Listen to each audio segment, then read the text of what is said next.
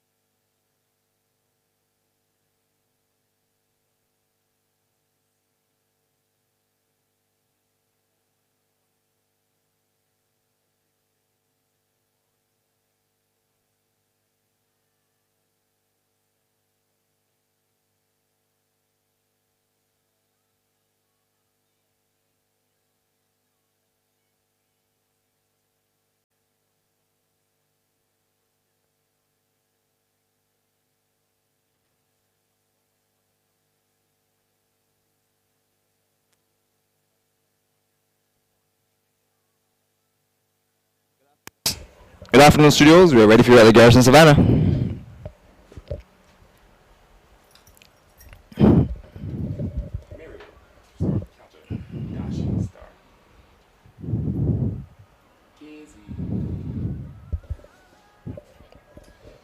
Studios, we are ready for you at the Garrison Savannah.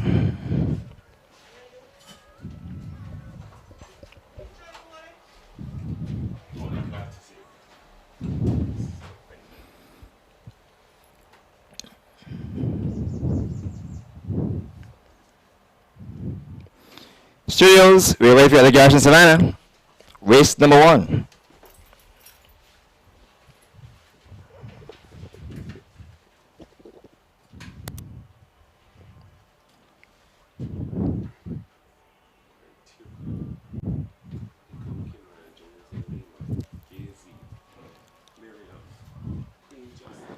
Studios, if you're hearing us, we are ready for you at the Garrison Savannah.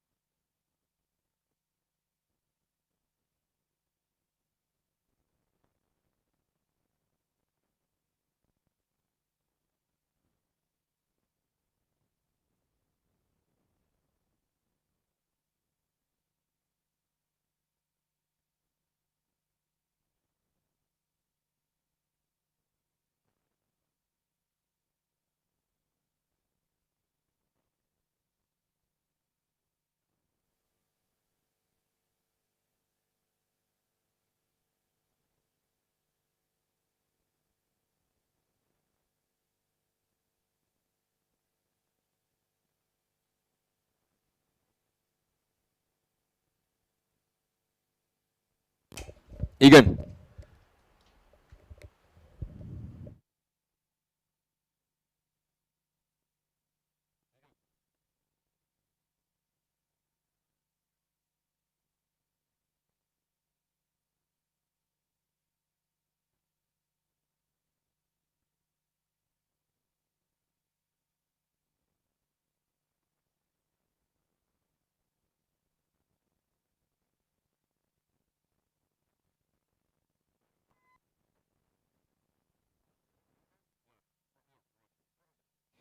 Good afternoon to you and welcome back to the historic Garrison Savannah for day number 1 of the Barbados Surf Club third racing season, a year that has been interrupted with the arrival of COVID-19. It is indeed a privilege to be back here at the Garrison Savannah for the 9-race card, which is dubbed the Barbados Guineas Race Day, which features the 70th running of the Barbados Guineas, and that is the penultimate race on the 9-race card, where there's a purse money total of some $48,750 into that race. Of course, before that, there's a supporting feature, which is the George Cecil Corbin Memorial Trophy Handicap 1800 meters, a return clash of 4 of the 5 top horses in this year's Sandy Lane Barbados Gold Cup, which was the last race day when we had the races in Barbados. It's indeed a privilege to be here at the Garrison. I can tell you we are featuring a lush green track, newly laid, spanking new,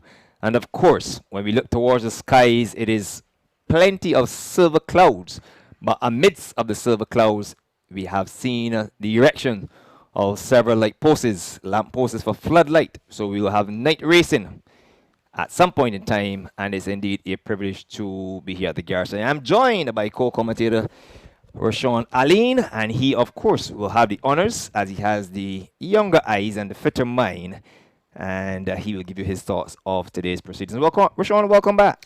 Welcome back, Lyndon. It's fantastic to be back. I never thought I would have missed races so much in the last 7 months. I could not wait, especially when they announced that we'll be back on the 24th, because we were unsure so when we would return. But when they set a date, you can pinpoint on your calendar when we're going to return, and now we are finally back, and we're getting off with a phenomenal card to the point where we have a full field, oversubscribed field actually, of 2-year-olds that is scratched down now to 12, which is what we accommodate here, and it's a fantastic looking group. But we have so many great races to look forward to. Yes, thank you, Rashawn. And what I will say, I will go into the runners as they begin to load for the first race, which is a Dawn 1 condition race. 1,000 meters, as the 2-year-olds would normally go. 2-year-old maidens, the purse is $16,500, Rashawn, which also sees an increase in purses for the owners, trainers, and jockeys. And that's going to be more incentive for, our industry to get more owners to, continue or to come into the industry, as, it's a money game. And if there's more money to run for, there are going to be more horses willing to run.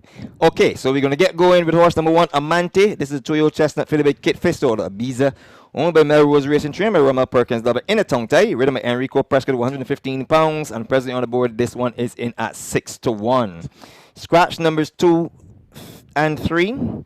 Number 4 is Queen Justina, 5-1 in the betting, and this is a 2-year-old bay fitted by John Bryan out of Nile Queen, owned by Mr. Barry Bishop, trained by Naz Issa, and this one is ridden by Ricky Walcott, 116 pounds. Jerusalem is horse number 5. This one racing the cause of Stephen Allen Madu. I'm sure that they are in front of their television sets in Trinidad and Tobago. Of course, they have been hemmed in with the pandemic. She just flipped, completely fell on the ground, so we're going to see what happens with her. I think they're still persisting to load her, though.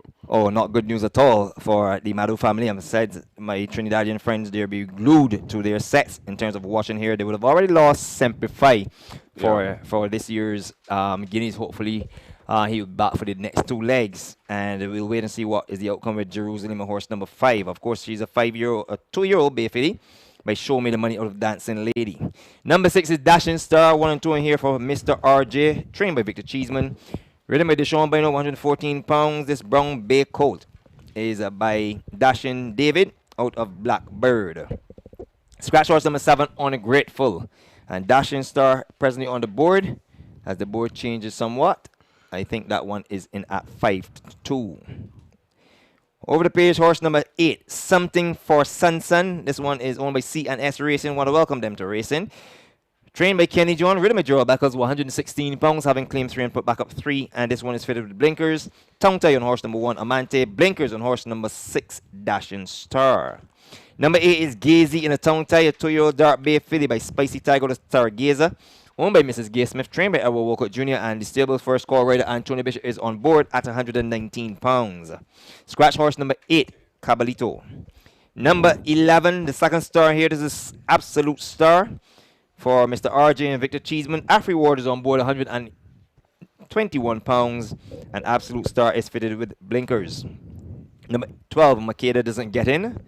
Number 13, Stormcatcher. This is a 2-year-old chestnut colt by Aston Martin out of Zanyata, owned by Mr. Errol Hunt and Tremaine Hines. We want to welcome Errol Hunt to the fray. Tremaine Hines, a key member of MTD Racing. Trained by Mark Armstrong, who will have the favorite in this year's Guineas, Deja Vu. Rashid Hughes, the champion jockey, is on board at 121 pounds. Number 14 is Criterion, owned by Sir David Seal, trained by Liz Dean. 2-year-old chestnut colt by Aristodemus out of Shall We Dance. Ridden by Rashad Melts Knight. 115 pounds is the weight, having claimed 7 from 121 and put back up 5 pounds overweight. Cavaliers horse number 16, owned by Mr. Nicholas Mote and Dr. Michael Hoyos. Trained by Robert Pierce. Tongue-tied equipment. A 2-year-old bay filly by Jeanette out of Royal Cavalier. Eric Daniel is on board. 112 pounds is the final weight. And on the outside, yet another one here for Stephen Alamadu. This is the Conky Man, appropriately named as we head down to November. That's Conky time. Delano Lopez is on board. 121. He claims three and puts back up to 119 pounds. And it is my understanding that this young man is sponsored by the On the Spot News. So it's very good. And I want to congratulate On the Spot News for coming to the fore of the youngsters in Barbados and giving them a helping hand. You know, sporting equipment is always pretty expensive in all genres of sports. And it's good that the young man has been able to attain a sponsorship in the On the Spot News. So good luck to Delano Lopez, sponsored by the Conky Man, sponsored by On the Sport News, and he's on board the Conky Man as we look for the Conky. Which I'm not sure you're a Conky either. I'm not. I don't know what to say, unfortunately or fortunately, but I'm not a Conky fan at all. Well, unfortunately, we can't give you the odds as the television monitor in front of us is not properly set. We'll hopefully get that rectified for you. But we have just about 1, 2, 3 outside for the Dawn 1 condition race, the first race of this third and final season of the Barbados Turf Club, which was interrupted by the arrival of that pandemic, COVID-19, with 1, 2, 3 to go. And those drawn on the outside, including the Conky Man. Rashawn, it's over to you. Yeah, so we have 3 colts waiting to join.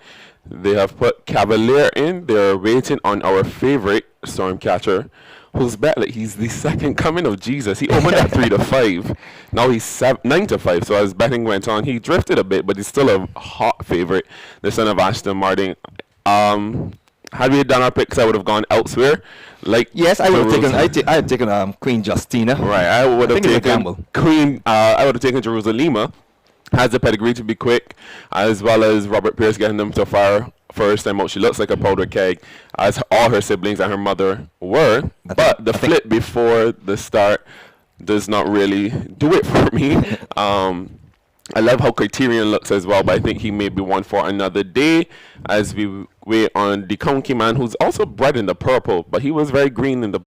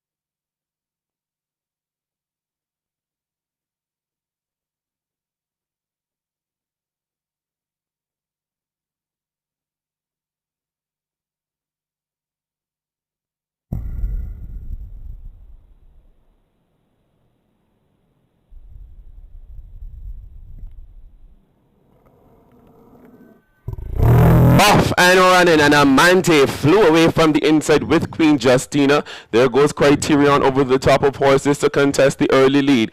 Behind these race, Absolute Star. Down the inside is Stormcatcher, the favorite. On the outside of him is is the Conky Man rather. Then there's a break of 2 back to Miriam. Cavaliers about 8 lengths off of the lead as they race over the top of the hill. He was just passed by Gazy at the back of the field are the Mr. RJ pair of Dashing Star and Absolute Lose Lima, and the last one at the back of the field, 15 lengths off, is Something for Sun as they come to the quarter pole, and Criterion is absolutely making a mess of the turn. He's on the outside rail, and that leaves Queen Justina at the head of affairs. It's Queen Justina who corners. She doesn't corner that well either. She's in the center of the track, but she's the leader. Here comes Amante. Criterion trying to regroup and re-rally. Down the inside is Absolute Star. Gazy from a way back. It's Amante coming after Queen Justina up to the wire, and Amante gets up to win from Queen Justina. Criterion had no idea what he was doing, but he ran third. Absolute Star was fourth in a final time of 1 minute and a fifth.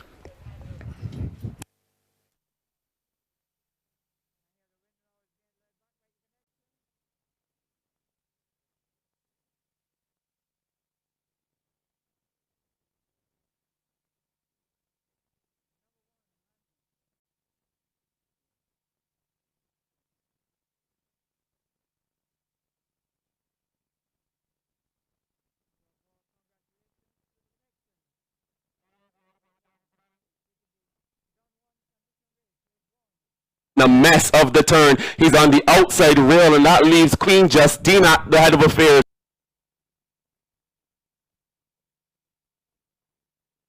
It's Queen Justina who corners. She doesn't corner that well either. She's in the center of the track, but she's the leader. Here comes Amante. Criterion trying to regroup and re-rally. Down the inside is Absolute Star. Gazy from a way back. It's Amante coming after Queen Justina up to the wire, and Amante gets up to win from Queen Justina. Criterion had no idea what he was doing, but he ran third. Absolute Star was fourth in a final time of 1 minute and a fifth.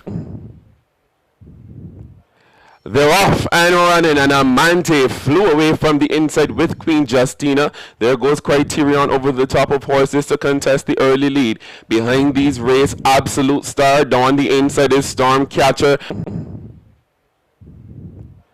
They're off and running, and Amante flew away from the inside with Queen Justina. There goes Criterion over the top of horses to contest the early lead. They're off and running, and Amante flew away from the inside with Queen Justina. There goes Criterion over the top of horses to They're off and running, and Amante flew away from the inside with Queen Justina. There goes Criterion over the top of horses to contest the early lead.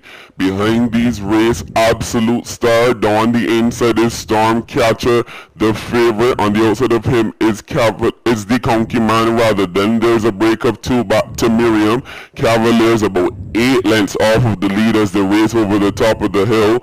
He was just passed by Gazy at the back of the field are the Mr. RJ pair of Dashing Star and Absolute Lose Lima, and the last one at the back of the field, 15 lengths off, is Something for Sun as they come to the quarter pole, and Criterion is absolutely making a for the door is Something for Sun as they come to the quarter pole, and Criterion is absolutely making a mess of the turn. He's on the outside rail, and that leaves Queen Justina at the head of affairs. It's Queen Justina who corners. She doesn't corner that well either. She's in the center of the track, but she's the leader. Here comes Amante. Criterion trying to regroup and re-rally. Down the inside is Absolute Star. Gazy from a way back. It's Amante coming after Queen Justina up to the wire, and Amante gets up to win from Queen Justina. Criterion had no idea what he was doing, but he ran third. Absolute Star was fourth in a final time of 1 minute and a fifth.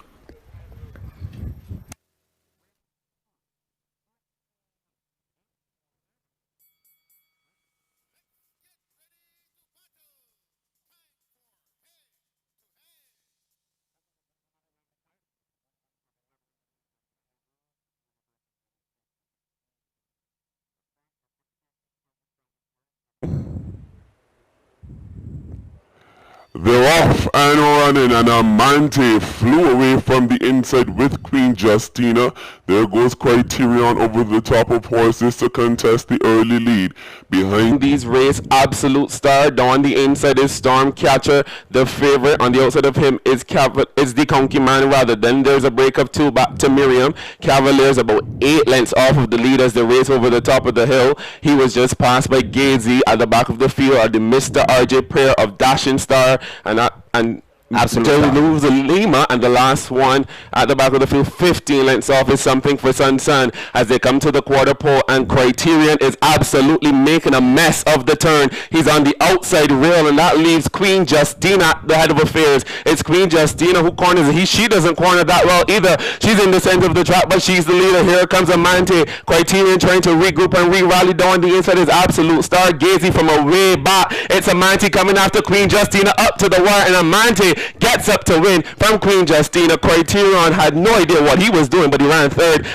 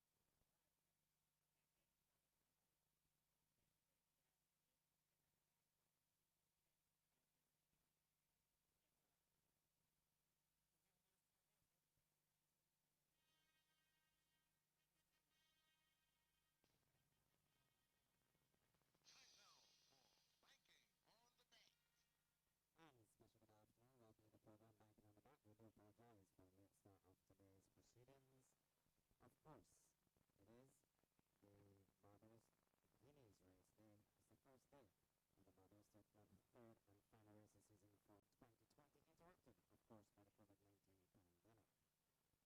interrupted, of course, by the COVID-19 pandemic.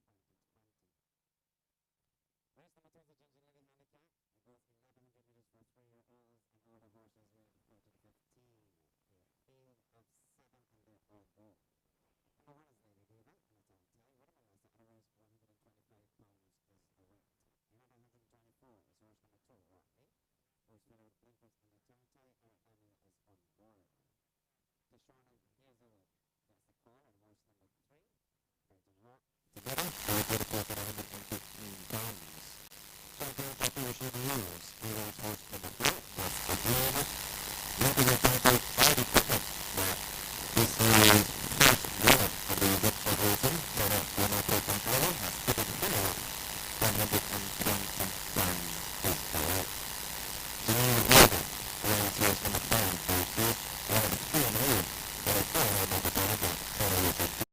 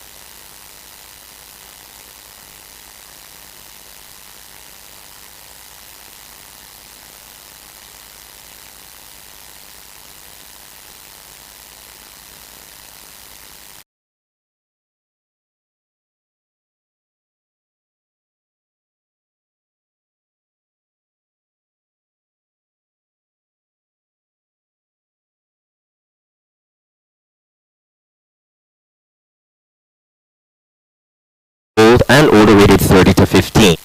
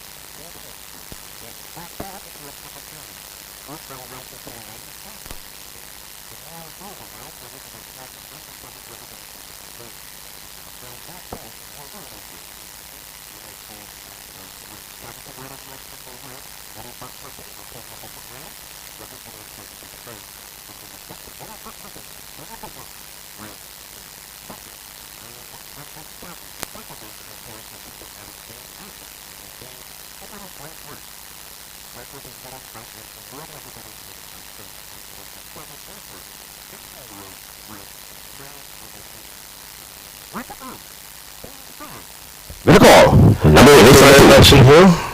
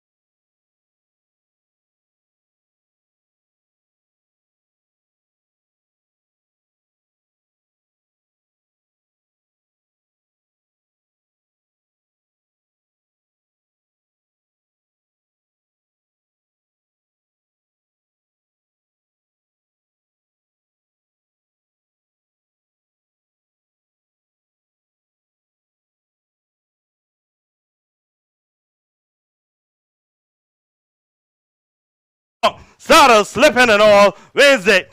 On the outside, Rockley was best of the rest to grab second, close for third between Blackrock and Guest. Again, the winner stopped the clock in 107 flat. In a moment, a recap for you.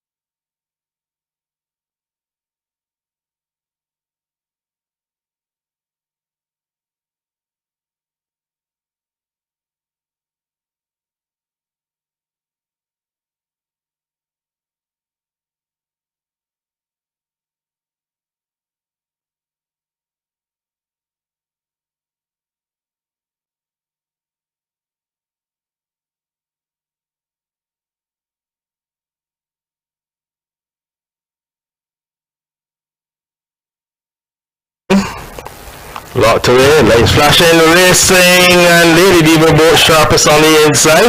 Opens up by the length already. On the outside is Birdcage racing into second. Coming across from the outside, little but lucky. Brighton Rock is to her inside. Then there's a break of a length and a half to Black Rock. Sorry, that's little but lucky who's behind Black Rock. Then there's Guest again, and the last one is Rockley as around the far turn. Held the hill towards Brigade House. And Lady Diva has got a 5-length advantage now from on the inside. That is Birdcage, then Brighton Rock is next, then Black Rock down the inside, Guest again. On the outside of Guest again, it's a little bit lucky, and the last one remains Rockley as they come to the quarter pole. And it is Lady Diva in front by 7 or 8 widening lengths On the outside, little bit lucky coming to have a chance. So to Brighton Rock. White on the outside, Rockley. There are no more turns. And Lady Diva is in command. Gets a right-handed crack. And is asked to quicken away. And quicken away she does. She's going to rock home. Close your butts. Class dismissed. Lady Diva in a rock. Saddle slipping and all. Wins it. On the outside, Rockley was best of the rest to grab second. Close for third.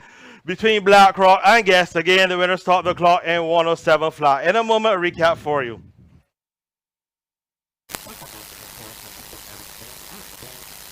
And the last one remains Rockley as they come to pole. And she's going to play Rockley. There are no more coming to have a chance. So to Brighton Rock. White on the outside, Rockley. There are no more turns. And Lady Diva is in command. Gets a right-handed crack. And is asked to quicken away. And quicken away she does. She's going to rock home. Close your butts. Class dismissed. Lady Diva in a rock. Saddle slipping and all. Wins it.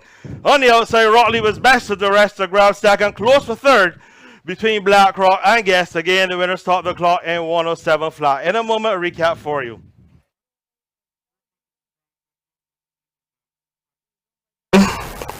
Locked away, lights flashing, racing, and Lady Diva both sharpest on the inside.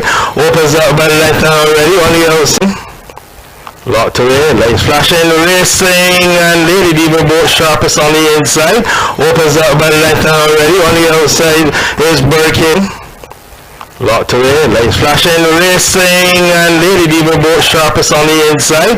Opens up by the left hand already on the outside is Birkin. Racing into second, coming across from the outside. Locked away, lights flashing, sharpest on the inside. Opens up by the left hand already on the outside.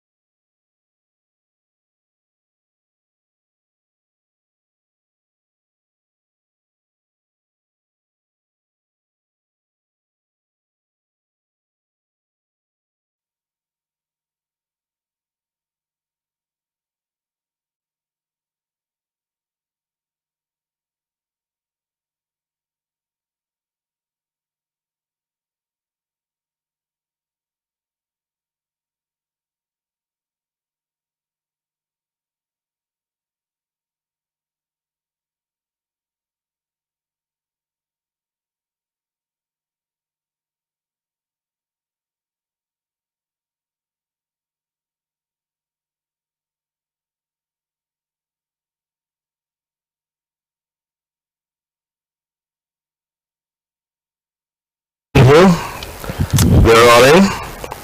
Locked away, lights flashing, racing, and Lady Diva both sharpest on the inside. Opens up by the left hand already. On the outside is Birdcage racing into second. Coming across from the outside, little but lucky. Brighton Rock is to her inside. Then there's a break of a length and a half to Black Rock. Sorry, that's little but lucky who's behind Black Rock. Then there's Guest again, and the last one is Rockley as around the far turn. Head the hill towards Brigade House. And Lady Diva has got a 5-length advantage now from on the inside. That is Birdcage, then Brighton Rock is next, then Black Rock down the inside, Guest again. On the outside of Guest again, it's Little But Lucky, and the last one remains Rockley as they come to the quarter pole. And it is Lady Diva in front by 7 or 8 widening lengths. On the outside, Little But Lucky coming to have a chance. So to Brighton Rock. Wide on the outside, Rockley. There are no more turns. And Lady Diva is in command. Gets a right-handed crack. And is asked to quicken away. And quicken away she does. She's going to rock home. Close your butts. Class dismissed. Lady Diva in a rock. Saddle slipping and all. Wins it. On the outside, Rockley was best of the rest to grab second. Close for third between Blackrock and Guest. Again, the winner stopped the clock in 107 flat. In a moment, a recap for you.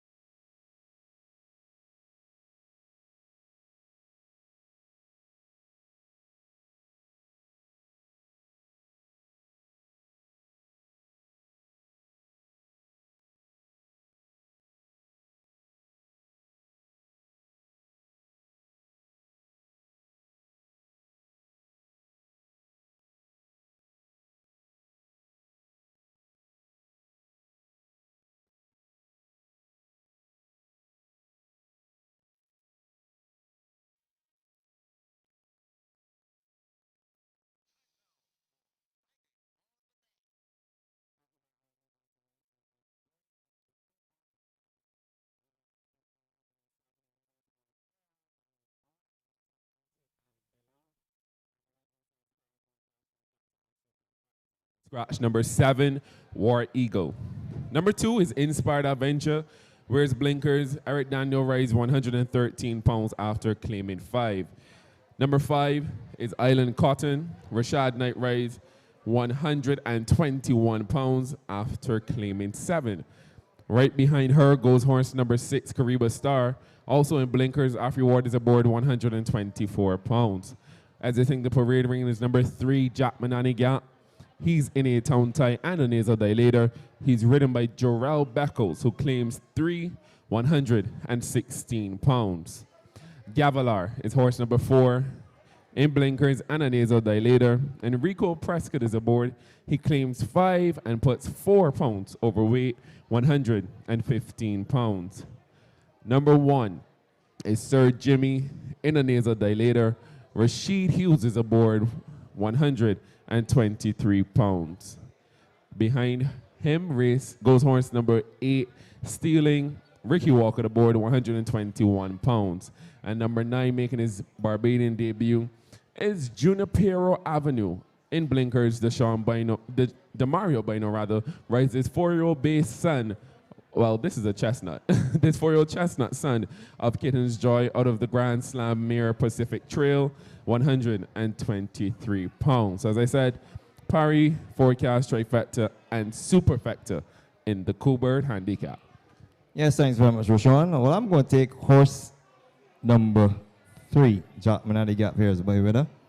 Although the jockey has exited and decided to go for horse number 1, Sir Jimmy, but I think this one has been in very good form, reading off a win and 2/3 in his last 4 starts, and drops back down to 1,570 meters, having just gone the extended trip in the Tanglewood of 2,000 meters, which I think this race was rated up by his alley, 116 pound with Joel Beckles. That's my winner. For Little G Miller III and his wife Susan Miller, Victor Cheeseman is your trainer. On my second line, we'll take horse number 1, Sir Jimmy. Ran a corker over 1,100 meters in the Sandy Lane Spa Sprint behind Masaru, who will see a little later on this afternoon. Rashid Hughes comes aboard. That's a plus. Falls on my second line for Mr. RJ and A Racing, trainer Richard Dean. On my third line, we'll take horse number 2, Inspired Adventure. Comes back on off a little bit of a layoff, having, I think, had a minor operation. And may very well need this run, 113 pounds with Eric Daniel. So we should probably see a good showing from this one as opposed to his last effort. And to round out my 4, I'm going to take horse number 6, Kariba Star. Half reward is on board, 124 pounds with Blinkers. And this one finished 3rd last effort behind a win over 1,100 meters. Both of those trips at 1,100 meters. And I think that she will do well at the extended trip. 3, 1, 2, and 7 for me. Roshan? No, today is a day we're going to see a lot of horses being bet like they're unbeatable. And this is the second example here. Number 1, Sir Jimmy. And I'm going in the complete opposite direction of Sir Jimmy, who I think ran well in the Spa because a lot of things were pointing in his direction. He was able to break on top with the weight for age of 119 pounds. And he just was run down by a very good horse. I'll take number 8, Stealing. On the board at 4-1. Exits the Tanglewood Stakes, and in the last 2 Tanglewood that she ran, she didn't hit the board, but she ran pretty well, and she showed that she belonged. She come back here to 1,570 meters. I think this is the best trip for her, and off of a very tough trip in the Tanglewoods, which albeit was 7 months ago, she returns here with Ricky Walker, 121 pounds, and I'm going to take this daughter of Zwick. On my second line, I'll take number 3, Jack Manani Gap, who finished just ahead of Stealing in that Tanglewood States. 116 pounds is the weight here with Beckles. You'll find it hard to find many horses more consistent than Jack Manani Gap here at the Garrison. Another one who I believe that 7.8 furlong suits him right in his wheelhouse, and he falls on my second line. Number 4, Gavalar, also exits a race on Gold Cup Day. He comes here with 115 pounds. His race was not the smoothest trip in the opener on Gold Cup Day. He had Eric Daniel on that day, 123 pounds. He comes down some. He's another one that runs well at this mile trip. And at his less than generous odds, in my opinion, at 4-1, I thought he would have been a bit higher than that. I'll take Gavalar on my third line. And then number 1, Sir Jimmy. This horse, in my opinion, is better at the 1,100 meter distance. He steps up now to open company again and 120 3 pounds. As I said, he to me is a sprinter. So he's here at the mile. He's drawn on the inside, and he definitely will be on the pace. But I think that he ran so well last time because so many things were in his favor, and those things may not be in his favor today. The distance, the trip, believe it or not, the company also. So I'll put him on my 4th line. I don't disrespect him, but I don't respect him enough to put him on top. 8, 3, 4, and 1 for me in the Cool Bird handicap. Good luck, and join us back for the 4th.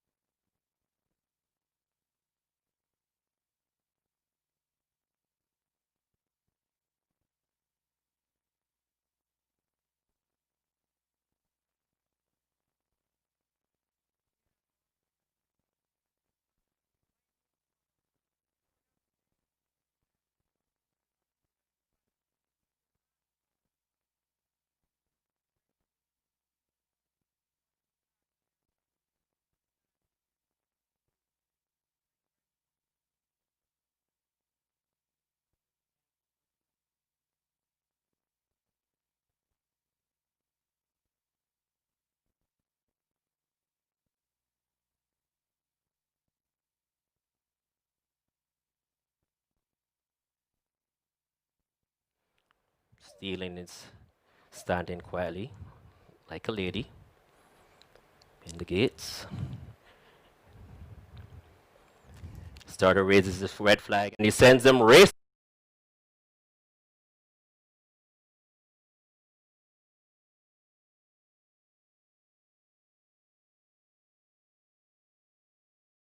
Sir Jimmy. So it is Sir Jimmy in front from Island Cotton. In 3rd position comes Kariba Star, then comes Junipero Avenue. Along the rails comes Inspired Adventure, then comes Jack Mananiga, Stealing, and Gavilar can see them all. As they go by now to the 5.5 furlong marker, they've done the opening quarter in 25 and 2. And Rashid Hughes has Sir Jimmy quite easy on the bit in front. By a 3/4 of a length from Island Cotton, Kariba Star runs into 3rd. In 4th position is Inspired Adventure. Then comes Junipero Avenue. Jack Manani Gap is the next one through. Then comes Stealing, and Gavilar continues to see them all. As they race now towards Brigade House, and it is still Sir Jimmy in front. Kariba Star circles ominously. Then comes Island Cotton. In 3rd position is, I beg your pardon, on the outside, one traveling nicely is Junipero Avenue. Inspired Adventure is there. The others have quite a bit of work to do. They've done the half in 48 and 3. And it's still Sir Jimmy in front. On the outside, here comes Kariba Star. Circling even wider on the outside, here comes Stealing. Here they come spinning out of the turn, and Stealing hits the front. Ricky Walcott hits the accelerator, and there she goes. It's Stealing in front from on the outside, Inspired Adventure, but it is all over. Bother shouting. Stealing is going to win it. Jack Manani Gap gets up, probably for second. Then came Inspired Adventure. Gavilar, Sir Jimmy faded badly to be fifth. Then came Kariba Star, Island Cotton, and welcome to Barbados, Junipero Avenue rings up the rear in 135 and 3. In a moment, the unofficial placements for you.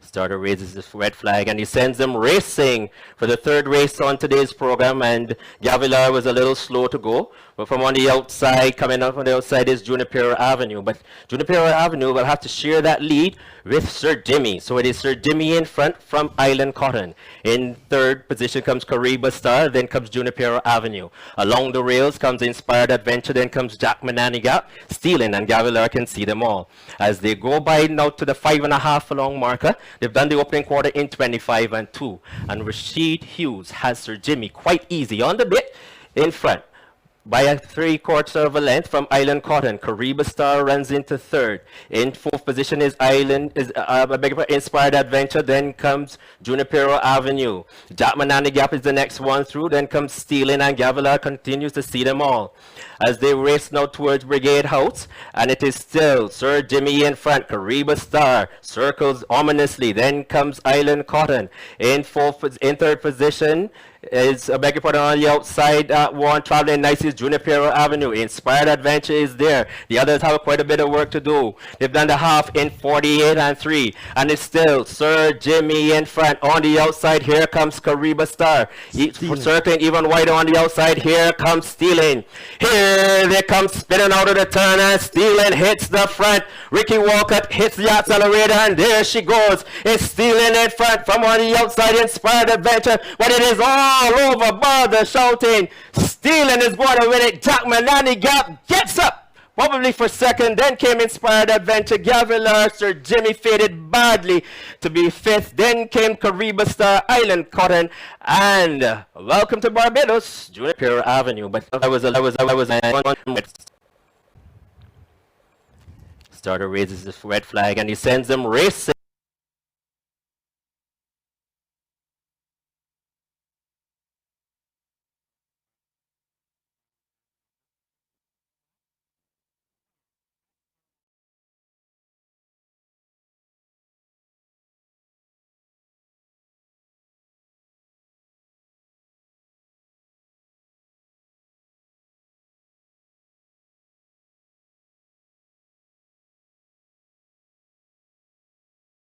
Here comes Kariba Star. Circling even wider on the outside, here comes Stealing.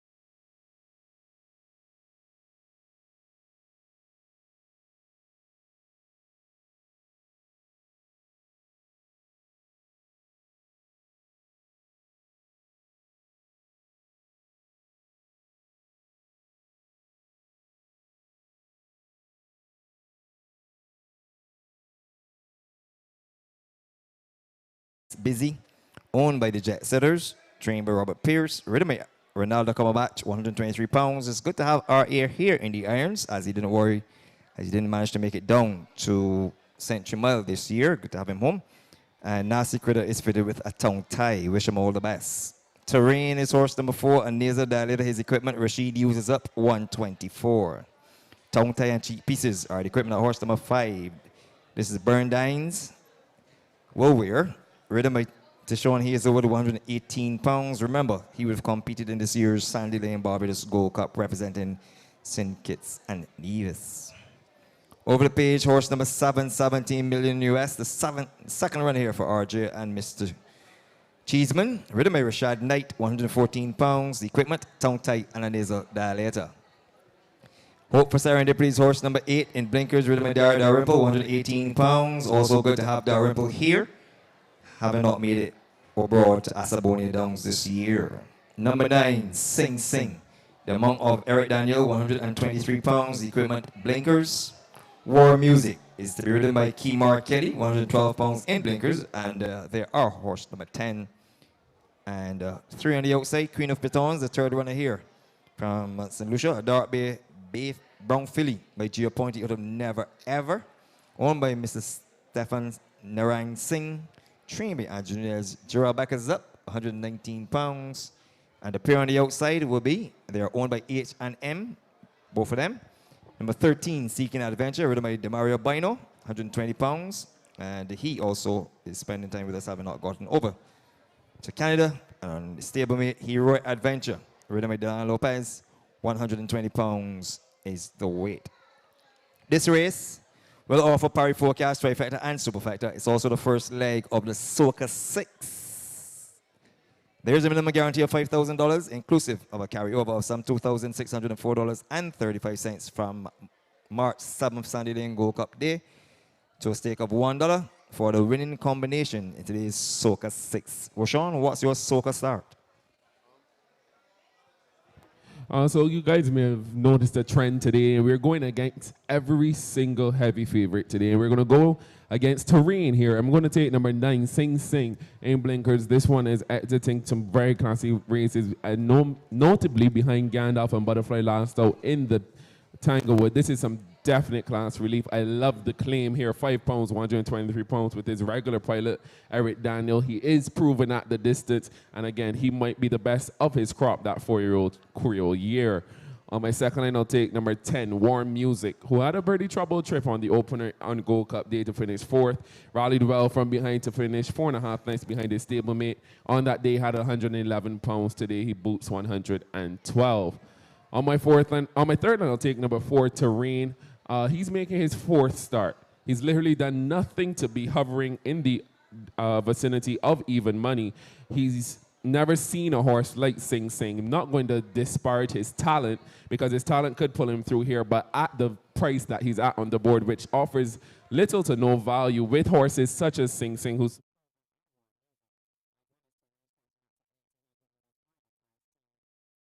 in these horses' way.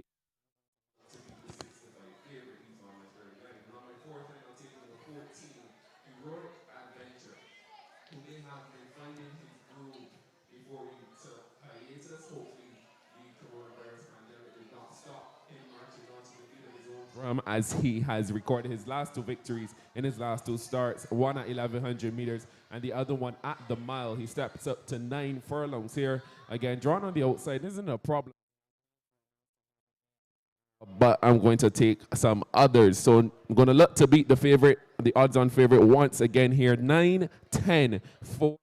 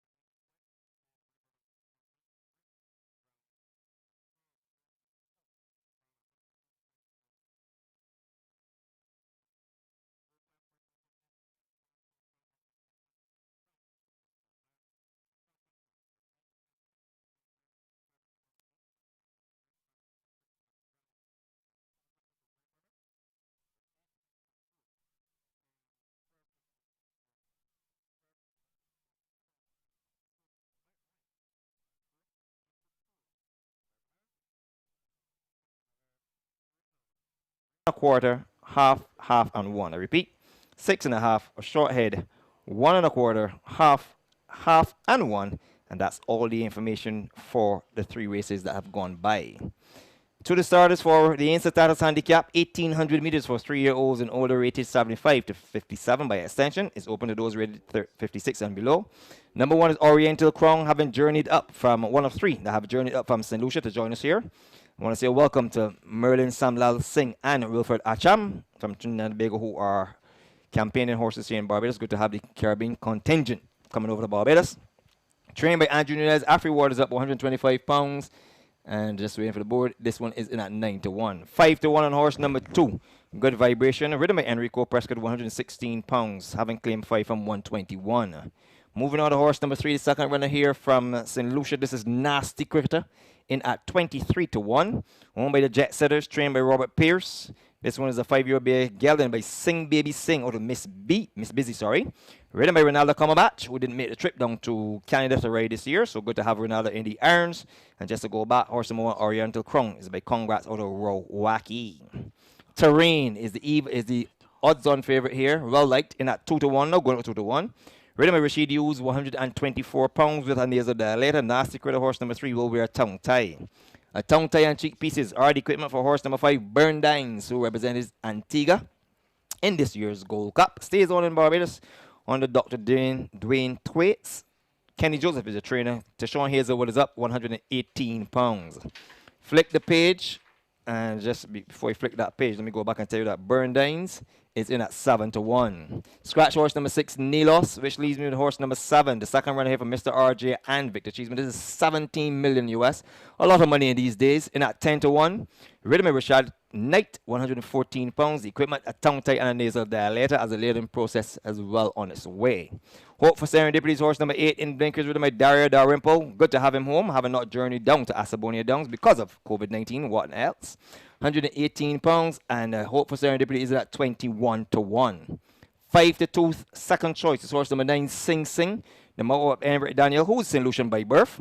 123 pounds with blinkers. War Music is in post position number 10 in blinkers, ridden by Keymar Kelly, 112 pounds, and War Music by Mike checking on the board is in at, we'll have to get back to that.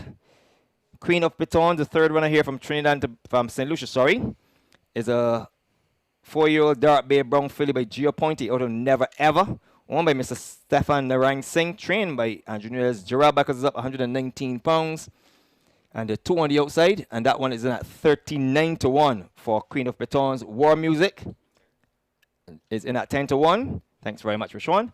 And the 2 on the outside are owned by H&M, and as I speak to you, the jock on Queen of Pitons is down on the ground. That is Gerald Beckles, and he's being looked at. And to complete the field, Seeking Adventure is in post position 13, which would be 11 in the gates, 120 pounds with Demario Bino. I'm just trying to ascertain his odds. And his stablemate, Heroic Adventure, is horse number 14, drawn 12. And this one is ridden by Delano Lopez, 120 pounds in black. So one has just broken through the gate, and that is horse number 14, Heroic Adventure, rearing to go.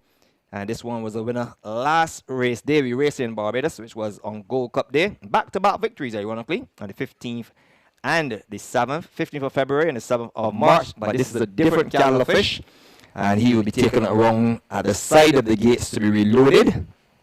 And still outside is Queen of Pitons with a man who hails from all the way in St. Philip and not St. Lucia, but I'm sure he will have his thoughts of these 3 horses from St. Lucia. Good to have the Caribbean in racing on a beautiful day at the Garrison. Dean?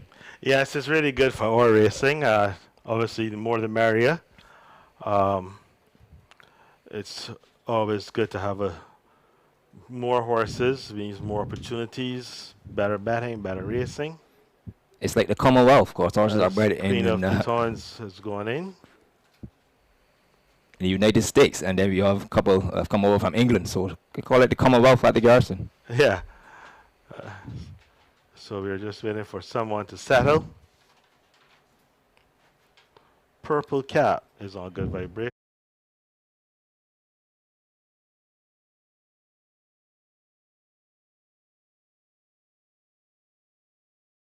The running, he goes off to the lead. On the inside, Terrain is up early as well. So too is Queen of Pitons. Then there's Seeking Adventure. Down the inside is Oriental Crown as they come towards us with just under a mile to go. Along the inside in the yellow cap is 17 million US. So her outside in the purple cap, also in the same yellow jacket. That one is Good Vibration. Towards the outside of Good Vibration is War Music. Then there's Heroic Adventure, Sing Sing, Nasty Critter, and Hope for Serendipity is the last one as they go round the paddock bend and head towards the 5 furlong marker. The opening quarter 25-1. Pre-race favorite Terrain is going up to dispute the lead now with Burndies. They're open up 2.5 lengths now. Through Queen of Pitons. Down the inside is Oriental Crown. Towards the outside, Seeking Adventure. Next one through is 17 million US. She's followed by Stablemate, Good Vibration. War Music is next. Then there's Sing Sing, Heroic Adventure, Hard Ridden, Nasty Critter, and Hope for Serendipity still has all to pass with 3 to go. The opening half was 50 flat. They'll go past the departure point ahead to the quarter pole. And Terrain is still the leader. In front by 2.5. Oriental Crown is coming with a big move. That's Queen of Pitons, who splits horses down, comes to ask a question of Terrain. It's Queen of Pitons and Terrain. These two will turn for home, heads apart, and they're homeward bound. Terrain on the inside, on the outside. Queen of Pitons on the left-hand drive starts to dash away. Terrain will not defend this with victory today. It is going to be Queen of Pitons who wins it now from Terrain. Then came 17 million US, and a good run also came for Oriental Crown to round 51-3.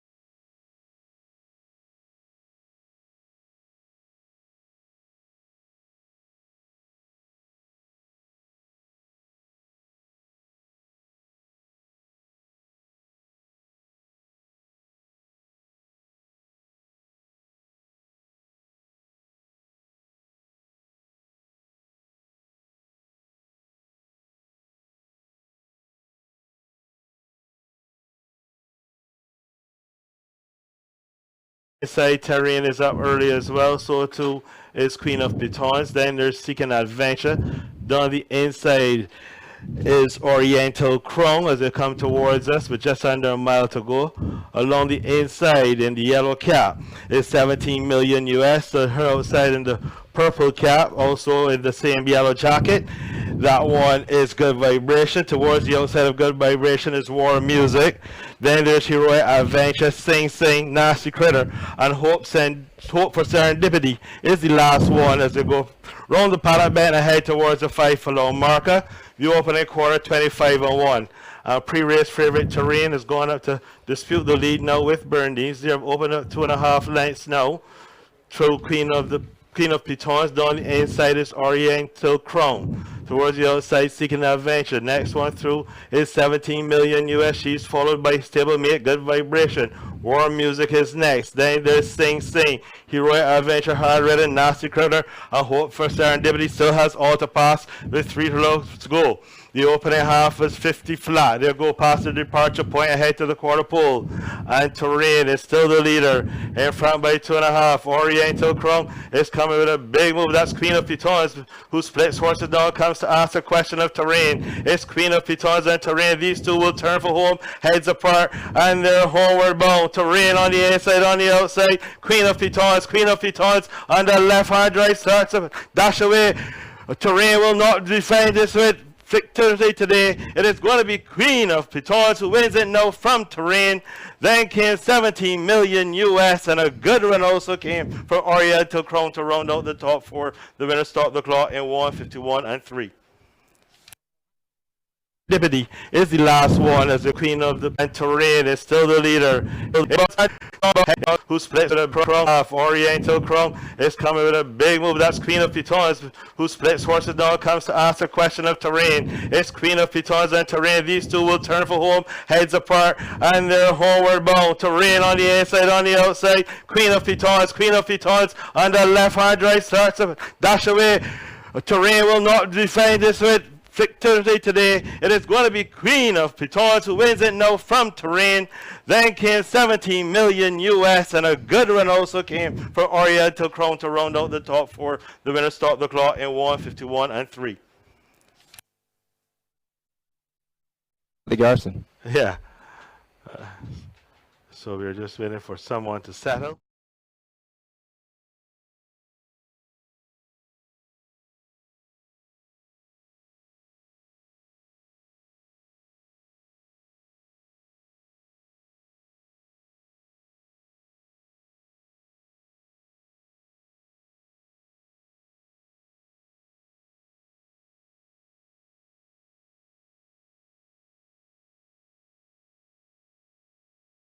Six furlongs, 1,400 meters. On that occasion, finished third of 10. Not beaten badly, only 2.5 lengths. So obviously, a horse with some talent stretches out to 9 furlongs and stayed on every bit of the way and just drew off to win in the end by a length and a half.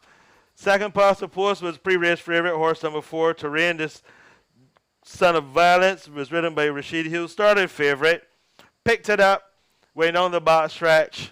Looked all like he had it all his way at the 2 furlong pole, but then Queen of Pitons appeared between horses. Berndine's also was thereabouts, and the filly in the end just showed a little more guts coming home, and she got home ahead of him. But another creditable performance by horse number 4, Terrain. Finishing third was 17 million US. Owned by Mr. RJ. Rashad Knight, the apprentice, was aboard. Another solid performance from her. Well, finishing fourth was horse number 1, Oriental Crown, the mount of Afri Ward. And he's also one that came over from St. Lucia.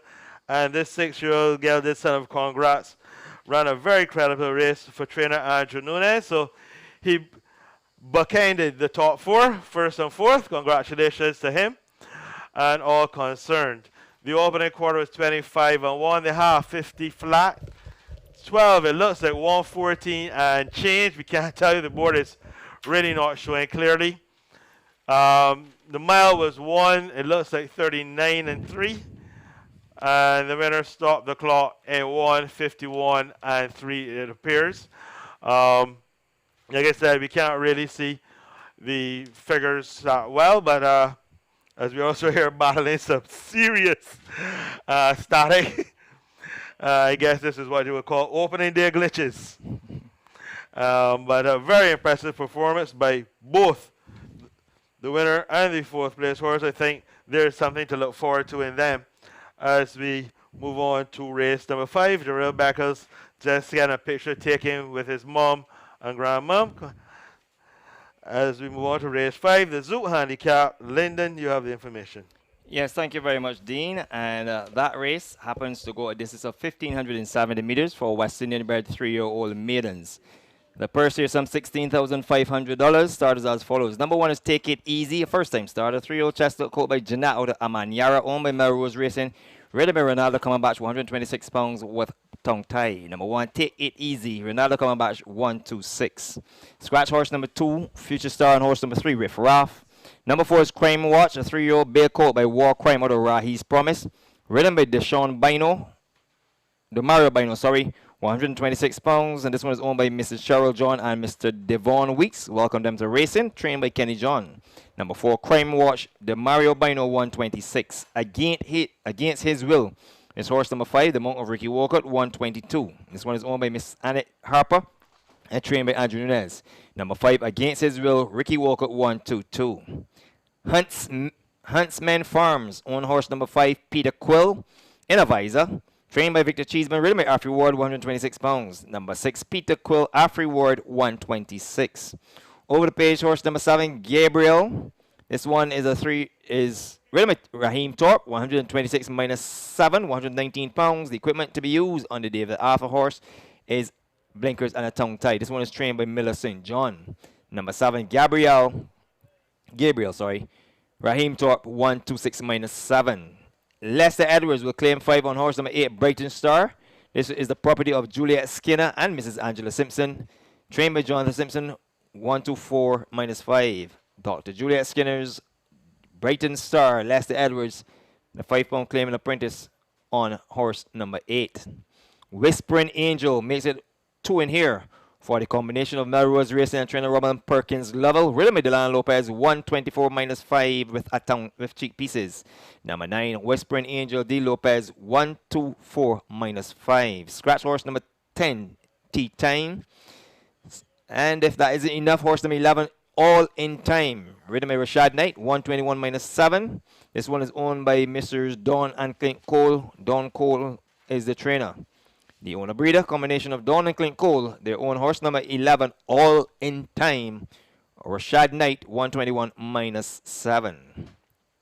Scratch horse number 12, Dark Angel. Number 13 is Social Circle. The Monk of Rashid Hughes, 126 pounds. And this is 3 in here now for Melrose Racing and trainer Rommel Perkins Levels. Social Circle. Rhythm Rashid Hughes, 126. Lady Bird is horse number 14, racing from the Gay Smith barn, trained by Edward Walcott Jr. Ridden by Anthony Bishop, 121 with a tongue tie. Number 14, Lady Bird, Anthony Bishop, 121. Number 15 is Zeus, owned by Mrs. Margot Atkinson, trained by Kenny John. Rhythm by Gerald Beckles, he claims 3 from 126. Number 15, Zeus, Gerald Beckles, 126 minus 3. And on the outside, Juve. This is horse number 16. And we didn't have play Juve this year. A 3-year-old Bay filly by Rocco Madota can do it to you. Makes it 4 in here for Melrose Racing and trainer Rommel. Sorry, this one is trained by Robert Pierce. So hopefully any Juve is likely with numbers favoring them. 4 out of 12. Our first time starter, 3-year-old Bay filly by Rocco Madota can do it to you. Eric Daniel is up and he will claim 5 from 121 pounds. That's the feel for race number 5 on a beautiful day. We can report that the track has been in perfect conditions. Hardly any indentations, showing that the track is firm. It's a good track, newly laid track, and we've had some very good times and payments thus far. Race number 5 has a post time schedule of approximately 2:40 in the afternoon. Until 5 minutes before that time, it is back to you at your respective entities.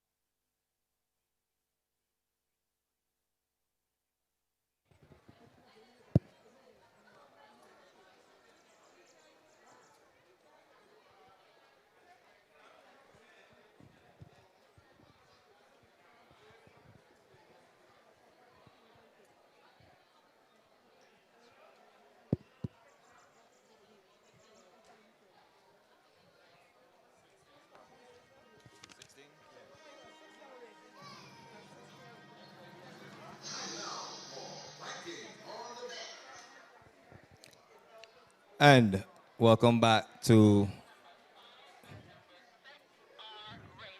just a correction for you. In race number 5, horses 5 and 6 are actually racing. The scratch horse is horse number 16. Make that correction. In race number 5, the upcoming Zooks handicap, horses 5 and 6 will take their post positions, and horse number 16 is a non-starter. Thank you. This race happens to be the Zook handicap, 1,570 meters for West Indian bred 3-year-old maidens who are seeking points and at least to advance to the 26th of December, Derby Day.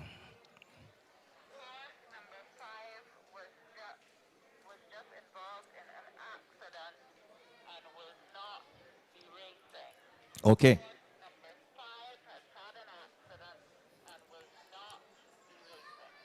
I beg your pardon. Just also to go back to confirm, horse number 5 will not be racing. Horse number 5 in this event, against his will, was just involved in an accident and will not be racing. So now that has been made clear. So 5 and 16, they will join 2, 3, and 12 as non-starters.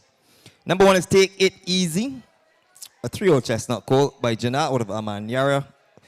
Owned by Melrose Racing, trained by Rama Perkins Level. Ridden by Ronaldo cover match 126 pounds. Number 4, Crime Watch, a 3-year bear colt by War Crime out of Rahi's Promise. Owned by Mrs. Cheryl John and Mr. Devon Weeks. Welcome to racing and the ownership angle. Trained by Kenny John. The Mario Biner is on board, 126 pounds. Number 6, Peter Quill. Races in the colors of Huntsman Farm. Trained by Victor Cheeseman. This is a 3-year-old brown colt by Mingan Temple out of Lady Quill. Ridden by Afri Ward, 126 pounds. Gabriel is horse number 7. Ridden by Raheem Thorpe, 126 pounds. Minus 7119. The equipment, blinkers and a tongue tie. Peter Quill, horse number 6, is fitted with a visor. Brighton Star is the 8, ridden by Lester Edwards, 119 pounds. Whispering Angel, horse number 9, Cheek Pieces, ridden by Delano Lopez, 119 pounds is the weight, plus 2, 121. Horse number 11, All in Time, ridden by Rashad Knight, 114 pounds. Number 13, this is Social Circle, ridden by Rashid Hughes, 126 pounds. And the pair on the outside are number 14, Lady Bird, ridden by Anthony Bishop, 121. And horse 15, Zeus, ridden by Gerald Beckles, 123 pounds. There you have it. That's the field. As I said earlier, horse number 16 is a non-starter. And number 5. This race offers priority forecast, trifecta, and superfecta. It's the first leg of the Pick 4 and the second leg of the Soca 6. Roshan?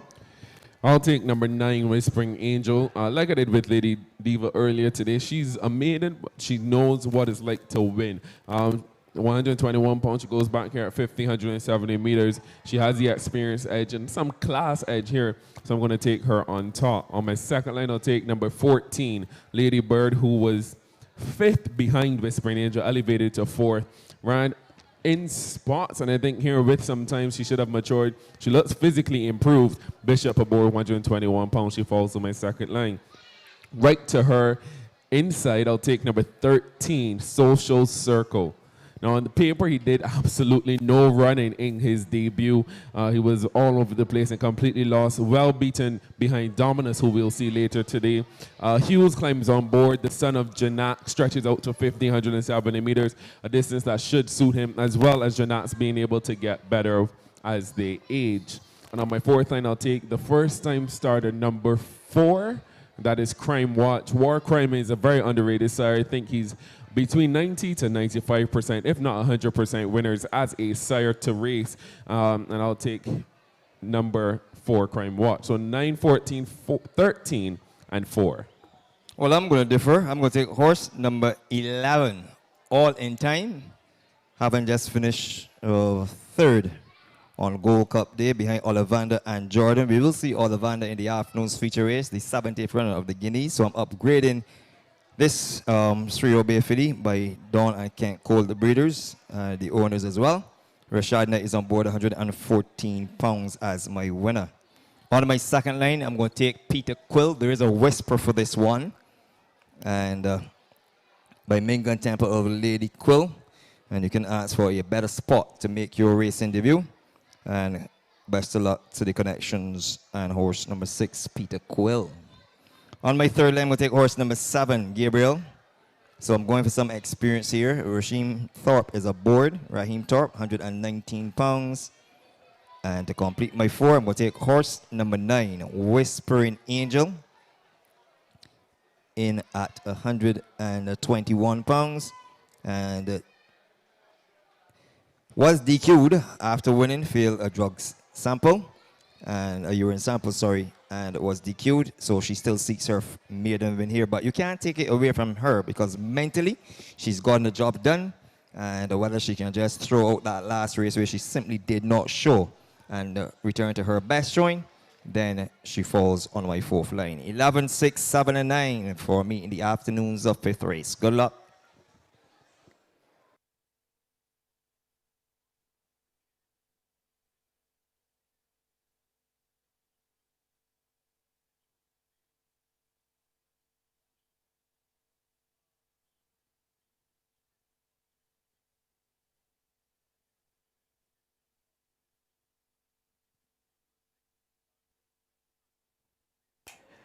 Studios are ready for you from the Garrison Savannah for race number 5.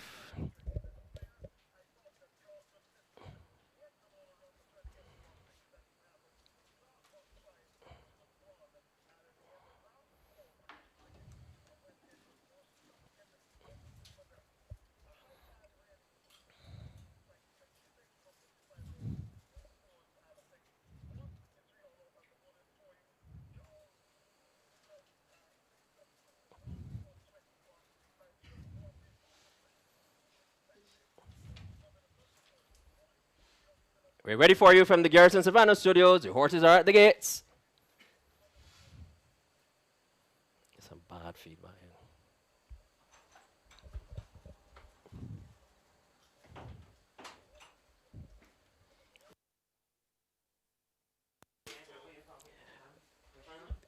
Thank you very much, Studios, and welcome back to the Garrison Savannah, where the horses are at the gate for race number 5, the Zouk Handicap, going a distance of 1570 meters for West Indian bred 3-year-old maidens.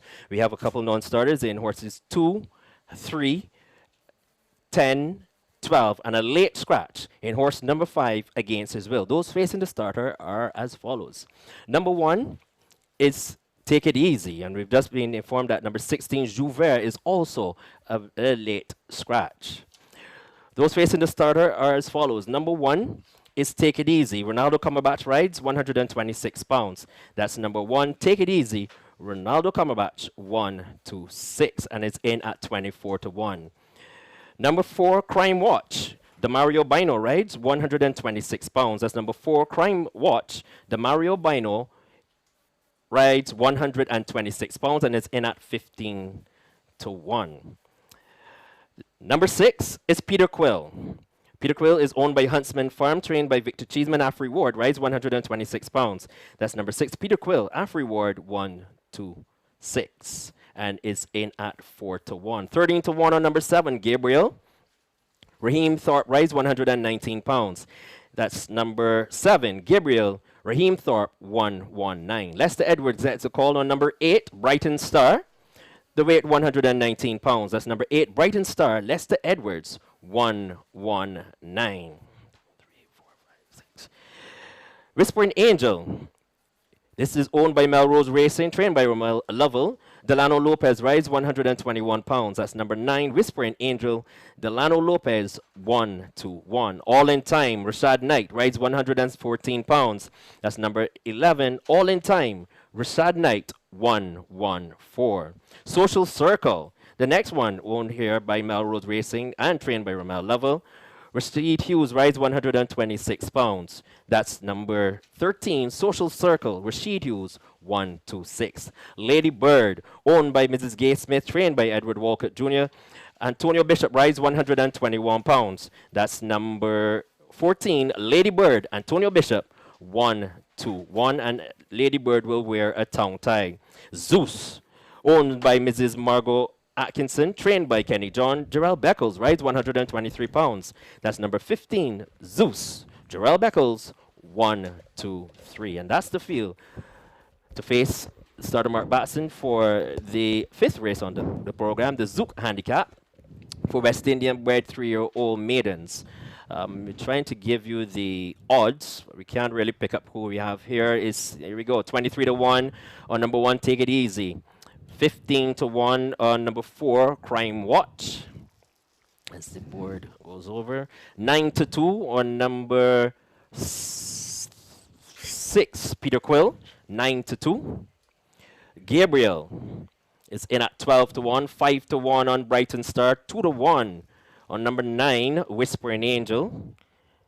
11 to 1 on horse number 12, All in Time. I think I have it right here.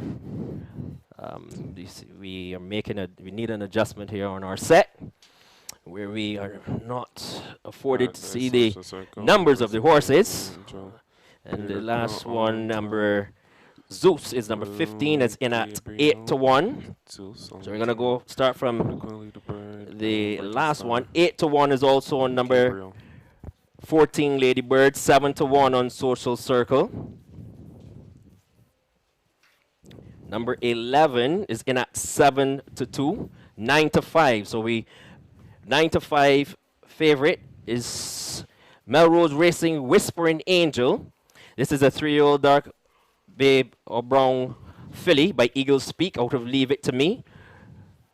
Ridden by Delano Lopez in at 9 to 5.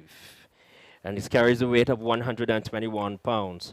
And I'm joined by Rashawn Allen, who's going to have the chance to call this event. And he thus far, Rashawn is firing in terms of his choices for the afternoon. Rashawn, who are you going with this one? You don't make money betting the favorites, but I'm going to suck it up and go with the 7 to 5 favorite in Whispering Angel. She's the only one in the field who knows what it feels like to come from there, to cross the wire first. We have some horses in here that are taking money that haven't even been in a race. So I think Whispering Angel has that, I would say, class edge because she's been a winner before, albeit she was the subject of a disqualification through a positive test. She is definitely going to take some beating. One that is interesting in here to me of the first-time starters would be number 4, Crime Watch.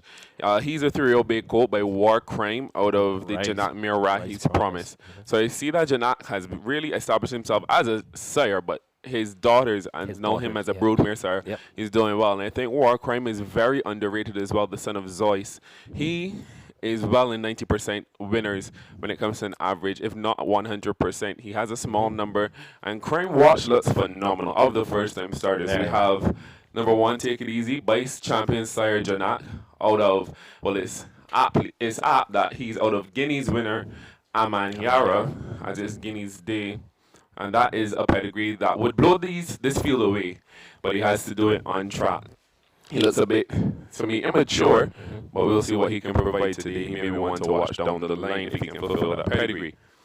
And then the much talked about Peter Quill. He's the other first-time starter, son of Mingan Temple. Well, there's a real buzz going around the track about this 3-year-old brown colt. So we'll see what he can do as well. He's out of a pretty good race mare, Lady Quill, and he comes. And as well as Lady Bird, daughter of Spicy Tiger and Heavenly Angel.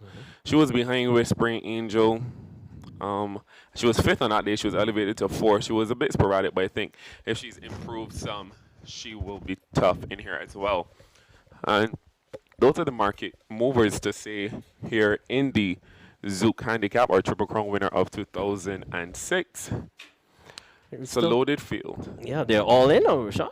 No, we have Zeus on the outside. But this race is being robbed by the late withdrawal of horse number 5, Against His Will.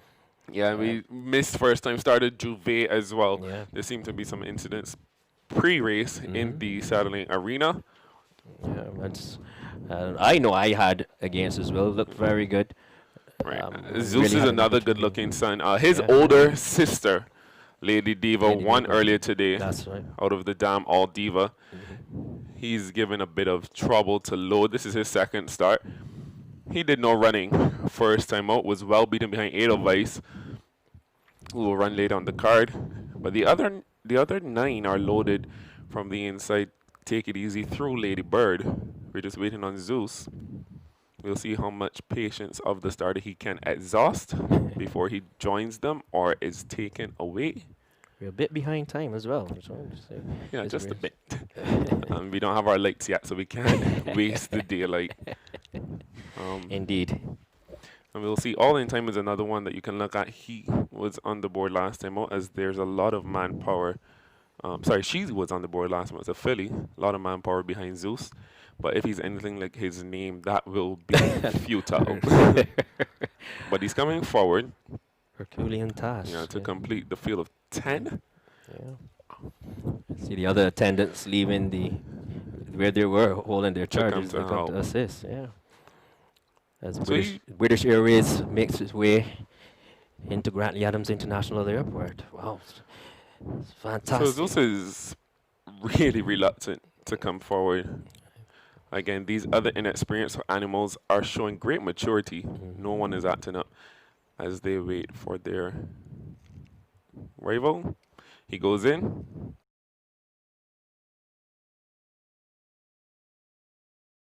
Social Circle will be prominent, as well as Brighton Star. In between horses goes All in Time as they race up the stretch for the first time. Lady Bird is in contention early as well. On the outside is Zeus. Behind these race the favorite Whispering Angel. As the one the inside goes Gabriel. Peter Quill is about 5 lengths off of the lead. He's followed by the first time starting Take It Easy. And the trailer is Crime Watch as they go to the 5.5. It is Social Circle and Rashid Hughes who dictate the pace. They're tackled by Brighton Star. These two race a length and a half in front of Lady Bird, who gets a pretty good track. Third on the outside of All in Time. Down on the inside races Gabriel. Afterward is asking more of Peter Quill to get into contention. He ranges within 5 of the lead. He is shadowed by Whispering Angel. Those groups are about 3 clear of Take It Easy, who's in turn another 10 clear of Zeus. And Crime Watch continues to go the wrong directions. They get over the top of the hill, and Brighton Star puts his red nose band in front. Social Circle is attacked, but he's coming back on the inside. Ladybird is right there with them on the inside. Third, then All in Time, who's backtracking. Whispering Angel. Peter Quill needs to do better with a quarter mile left to go, and it is Social Circle who comes back to put a head in front, and it's Social Circle on the inside of a stubborn Brighton Star. Then there's Ladybird, who has 3 lengths to make it as they swing to the jet, and it is Social Circle who's repelled Brighton Star. The biggest danger is Ladybird, but she's not going to get on terms with Social Circle, who's doing the majority of the running. He's going to run away with the Zook. It is Social Circle who went gate second, then came Brighton Star. Behind that was Whispering Angel, Peter Quill, Gabriel, All in Time, Take It Easy, and the last 2 across the line will be Zeus and Crime Watch in a final time of 1:37 and 3.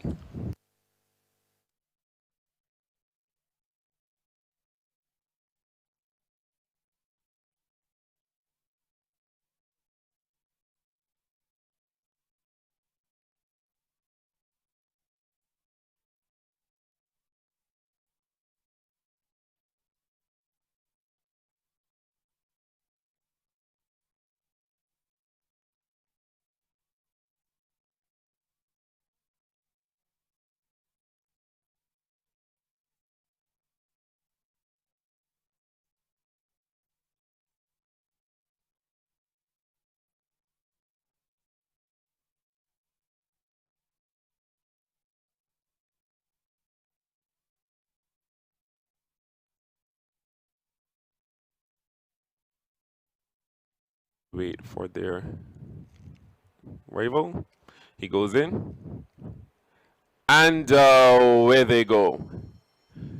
On the outside, Social Circle will be prominent as well as Brighton Star.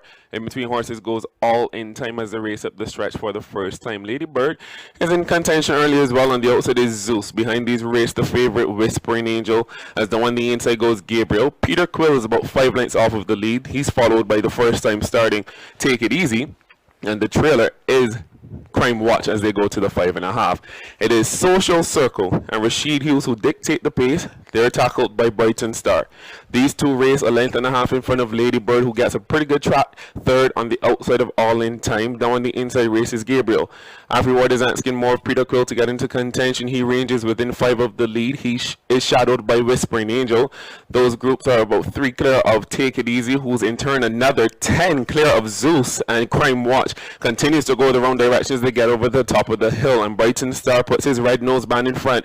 Social Circle is attacked, but he's coming back on the inside. Ladybird is right there with them on the inside third. Then All In Time, who's backtracking. Whispering Angel. Peter Quill needs to do better with a quarter mile left to go, and it is Social Circle who comes back to put a head in front, and it's Social Circle on the inside of a stubborn Brighton Star.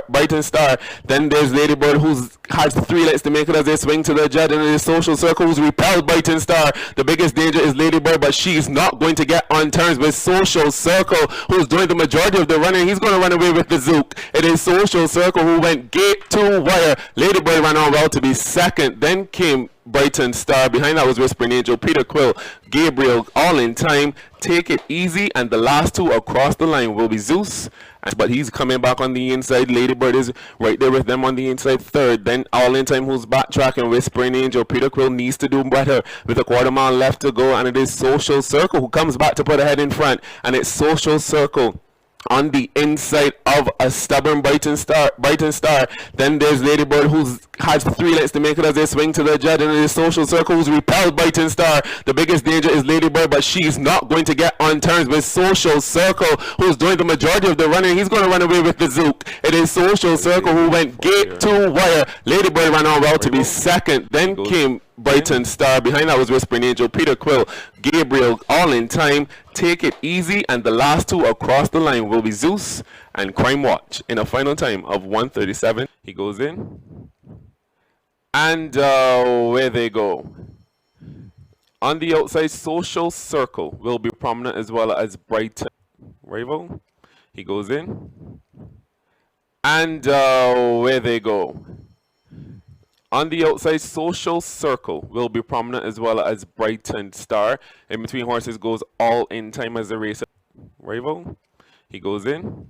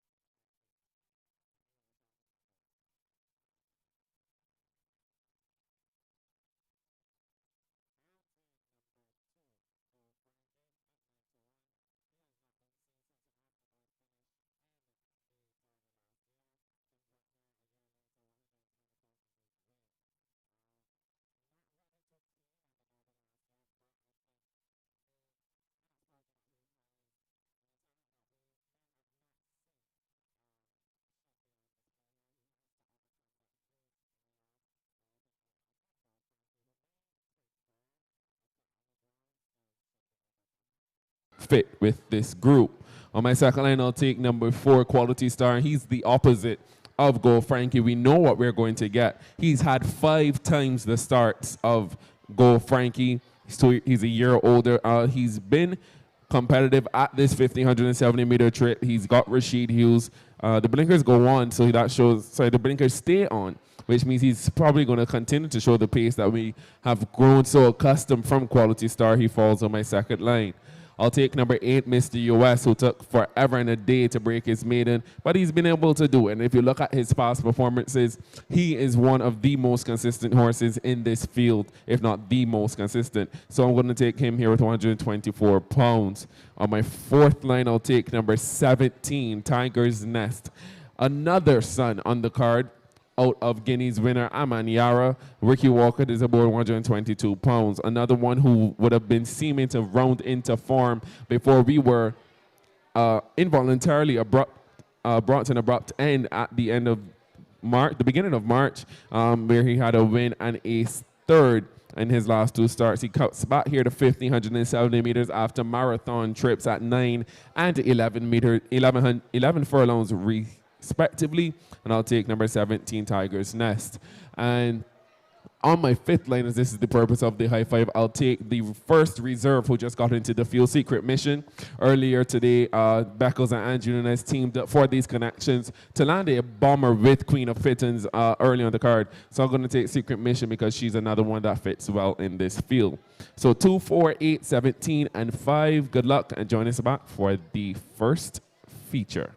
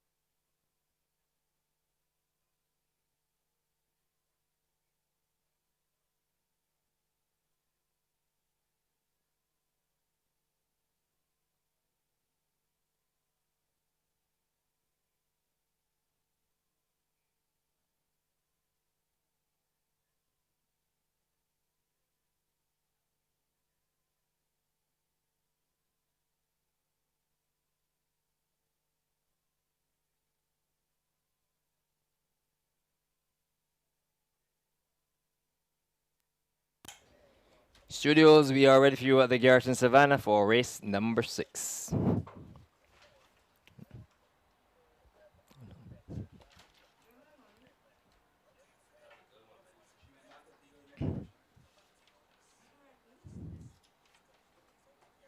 Thank you very much, Studios. Welcome back to the Garrison Savannah, where the horses have arrived on the start for the afternoon 6th race. It's named after the Are You Talking to Me handicap. That's a fan horse of yours, Andy Akili. A household name in Barbados. Let me... Oh, a big Jester Fashion fan. You saw the Jester Fashion the other day on the TV across the globe as well. So, let me go... Oh, most definitely, I will do that. Let me go back and give the payments for race number 4. As I said, the fans have been calling, wanting the payments, so I've explained to them they will be coming when we come back to the studios for the race to run. The winner there was horse number 11 from St. Lucia, Queen of Pitons. She paid $41.55, $41.55 to win, $9.35 to place, $9.35. For running second, horse number 4, the favorite, Terrain, returned $2. Third was horse number 7, 17 million US, and she paid $2.70, $2.70. The forecast combination of 11 and 4 returned $474.05, 474.05. The trifecta of 11, 4, and 7 returned $1,576.35, $1,576.35. No one won the superfecta in race number 4 of 11, 4, 7, and 1, and it would have paid $1,812.30. That's a carryover, $1,812.30. We do not have the payments for race number 5 as yet. The distances in that race were 2 1/4, 8 1/4, 1 1/4 and a half. 2 1/4, 8 1/4, 1 1/4, and a half of a length. Final time 151 and 3. Onto the Are You Talking to Me handicap. It goes a distance of 1,570 meters for 3-year-olds and older horses rated 50 to 32 by extension. It's open to those rated 31 and below. Scratch horse number 1, San Pedro. Take out number 6, 7, 10, 11, 12, 13, 14, sorry, 10, 11, 12, 13, 15, 16, 20, 21, 24, and 25. Quite a mouthful. And at least 13 horses were sent back into the stalls for that event. Those that go are as follows. Number 2 is Go Frankie in a tongue tie. Rhythm by Kemar Kelly, 120 pounds, just waiting for the board to change. And horse number 2, Go Frankie, Presley is on the board. I'll give you that dividend momentarily as the loading process begins. He is in at 11 to 1. 5 to 1 on horse number 3. What do you think? Tongue tie and cheek pieces. Rhythm by Lester Edwards, 122 pounds. Horse number 4 is your favorite. This is Quality Star, blinkers, a tongue tie, and a nasal dilator. His equipment, Rashid Hughes, is up. He just had his first win on the day. This is your 7 to 2 choice, second favorite at 7 to 2, 124. Over the page, horse number 5, Secret Mission. The combination again of Stefan Narang Andrew Nunez, the trainer, and Jarrell Beckles having bombed the Garrison at 42 to 1. They now appear on horse number 5, Secret Mission, 119 pounds, and they're just waiting for the board. Secret Mission is in at, just waiting for the board to switch, but there are quite a few numbers in here. The numbers go down to 24. Number 5 is in at 14 to 1. That's a good bomber again. Number 8 is Mr. US, ridden by Dylan Lopez, 124, a tongue tie and a nasal dilator. And horse number 8, I'll get back to that as well. Number 9, Edelweiss, ridden by Enrico Prescott, 116 pounds with a tongue tie. Horse number 8 is at 7 to 2. That's your favorite. And horse number 9 is a 10 to 1 in the betting.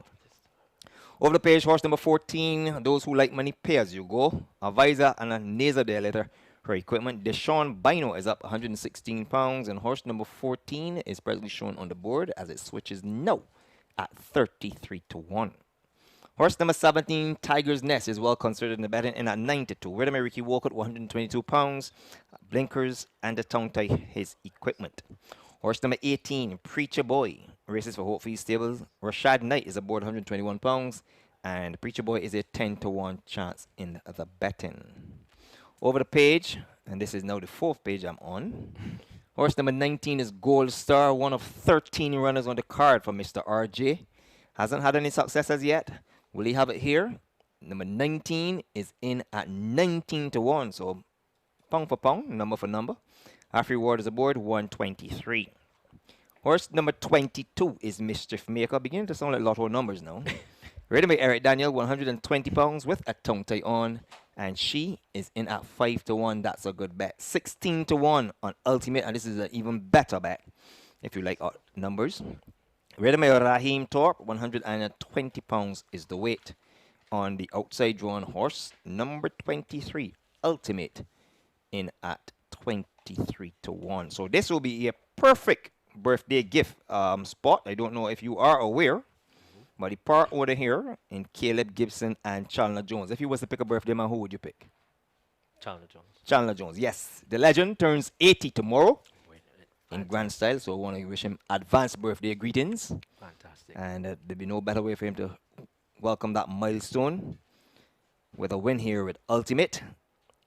Ready by Raheem Torp, 120 pounds. And this horse has been in good form, galvanizing a third, a win, and 2 further thirds. So he's been in good form, all at 1,100 meters. The question mark here now, he stretches out to 1,570 meters. A little bit of a tough assignment, especially with the outside berth. But on the track that has been in perfect for racing today. No signs at all of debris. It's been a bouncy track. I remember looking at social media and there were some people querying you should have had a trial run. But I'll say that if I can judge from what I've seen so far, they've passed with flying colors. So far, so good. That's a fact. And the payment has justified that. The times as well has justified that as well.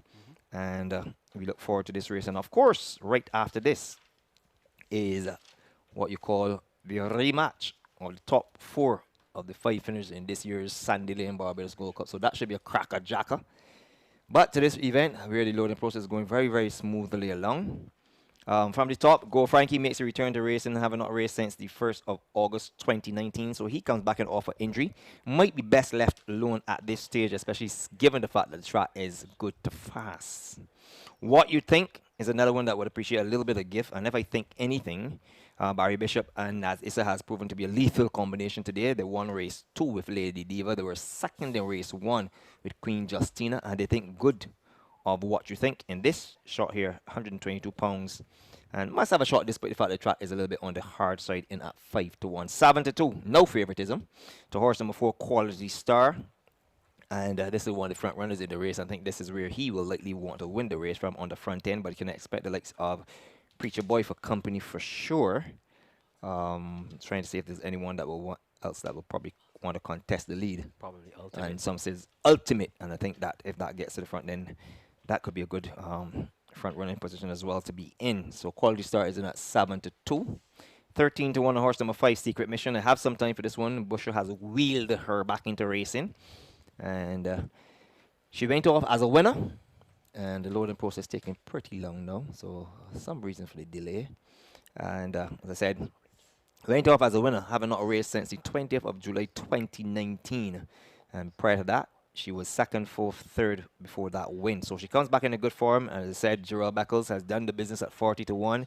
He will now attempt to do it at 13 to 1. Mr. US, another one with great form.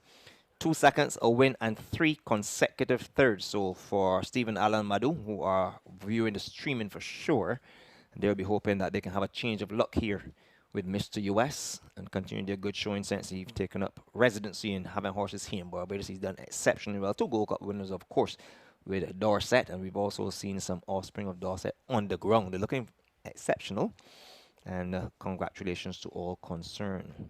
Edelweiss, owned by Starboy Syndicate, another Trinity connection who are getting involved in horse racing in Barbados. Edelweiss, horse number 9, just waiting for the board to switch and give me some odds. I think that one was out in the betting in last seen. Yes, at 10 to 1. Enrico Prescott still looking for his first win on the card. He's won race 1. He won with he won race 1. He won race 1. He won race 1. Okay, yeah, he picked up that race from Anderson Trotman. Speaking of Anderson Trotman, I want to so let's do it. Let's do it after the. Okay. We've got Standing Quietly, Go Frankie, Pay As You Go. You see Preacher Boy also, Mr. US. There. A couple of them have handlers are pushing. Quality Star, you can see. I want to say good afternoon to all of those handlers down there. They're doing an absolutely wonderful job. under Mark Batson and his team. Must be lauded for the entry. The starter raises the red flag and he sends them racing for the sixth race on today's program. There's a little bouncing and banging with pay as you go at the back. But as they come out of the chute onto the main course, and as expected is Ultimate, who comes from on the outside. To take it up between horses is Mischief Maker. Quality Stars in third, then comes Secret Mission. On the outside of Secret Mission is Mr. US, then comes Edelweiss, then comes Tiger's Nest. What You Think, Preacher Boy, then comes Gold Star, Go Frankie, and Pay As You Go is your back marker. As they pass the 5.5 marker, 24-4, so they're stretching it a bit for the first quarter, and it is Ultimate in front. By 2.5, by a length and a half, I beg your pardon. From on the inside comes Mischief Maker. Quality Star joins them on the outer. Then comes on the outside, looks like Tiger's Nest. Then comes Secret Mission. What You Think moves nicely. Then on the inside is Edelweiss, Mr. US. Preacher Boy gets into contention. Gold Star is in a bit of trouble. Play As You Go and Go Frankie are the back markers as they pass Brigade House. And it's still up front. It is What You Think who takes the lead. Ultimate is not going to let them go. It is What You Think in front. And in third position is Quality Star. Secret Mission is also there as they come now within the quarter pole. And What You Think is still in front. On the outside of What You Think, here comes a Secret Mission. Here they come into the lane. And it is What You Think in front. On the outside is Secret Mission. Edelweiss is coming with a run. But it is What You Think in front. Secret Mission will run second, but it's all over Barbados shouting, what did I think? It was very easy. What You Think won from Secret Mission, then came Edelweiss. Preacher Boy ran well for fourth, then came Go Frankie, Quality Star, Tiger's Nest, then came Gold Star, Mischief Maker, Pay As You Go, Ultimate, and Mr. US in a time. Ooh. In a moment, we'll have the unofficial placings for you.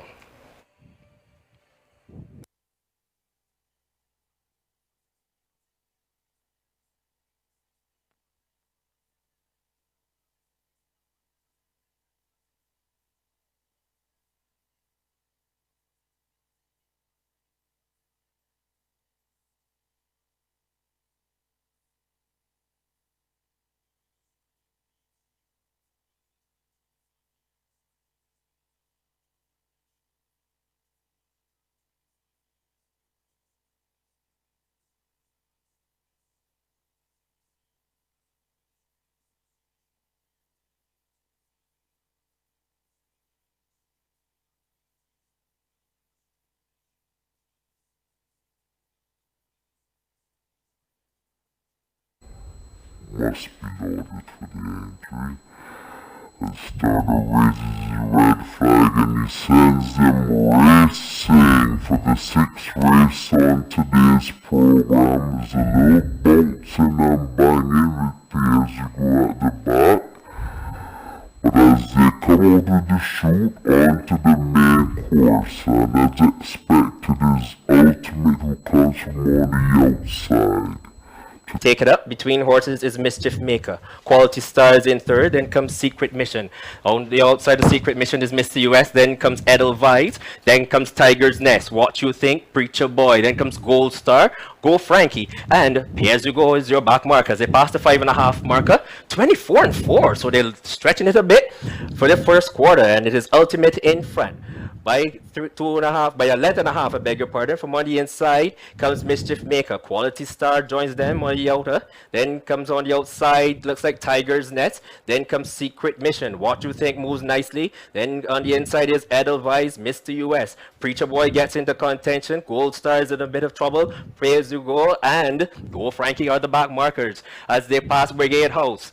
And it's still up front. It is What You Think who takes the lead. Ultimate is not going to let them go. It is What You Think in front. And in third position is Quality Star. Secret Mission is also there as they come now within the quarter pole. And What You Think is still in front. On the outside of What You Think, here comes a Secret Mission. Here they come into the lane. And it is What You Think in front. On the outside is Secret Mission. Edelweiss is coming with a run. But it is What You Think in front. Secret Mission will run second. But it's all over Barbados shouting, what did I think?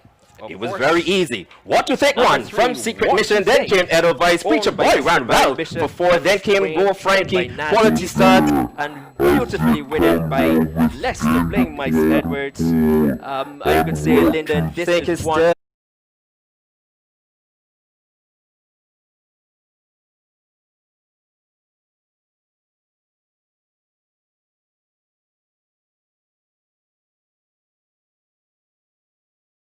Ching Lee from China attempted to make all the running with him before he packed it in. And I think he finished 5th. So that gallop would have done him the world of good. And as we were saying off air all yesterday, it's going to be critical to get winners today by playing trainers who you know can bring horses off a layoff. And this combination with Naz Issa, very, very deadly off a layoff. And he had 3 runners so far today, 2 wins in the second. And I'm sure that Martin, as I refer to him as, the philosopher Martin Luther King, they will see him going into the parade ring with Barry Bishop, the trainer. And this is the owner. Many congratulations to Barry Bishop, who would have taken him. He is known from the cow arena, where he produces milk for humans galore in Barbados and the Pine Hill Dairy. And he's ventured into horse racing, a sport that he's always loved. And he's had success, instant success with Lady Diva. And now he returns for his first double of his career. And he will be very pleased as well with the performance of Queen Justina in the opener race. So many congratulations to Barry Bishop, trainer Naz Issa, and Lester Bling Mice Edward. What a day for him. Yes, second was horse number 5, Secret Mission, owned by Messrs. Stefan Naran Singh and Andrew Nunez.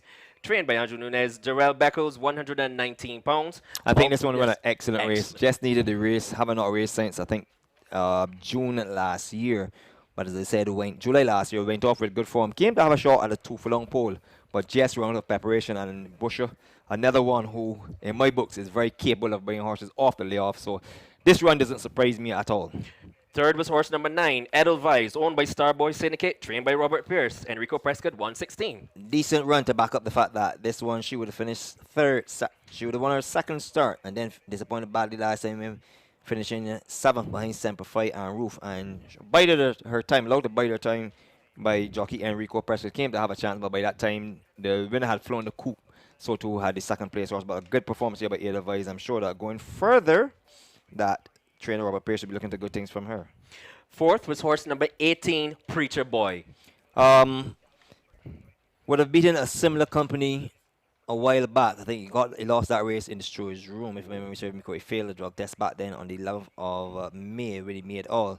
But since then has run 3rd, but then threw 2 bad races, and you had to throw that out. And under Liz Dean training and Rashad Knight, they were able to galvanize 4th position. Notice they didn't get to the front as they were usually like, and they always figured that getting the lead was always going to be tough here. And he's not necessarily a horse at 6 years old that's going to run past many horses. But I really do like the fact that this horse was off since the 21st of September and came back and ran ran a pretty good race and should be watched or considered the next time out.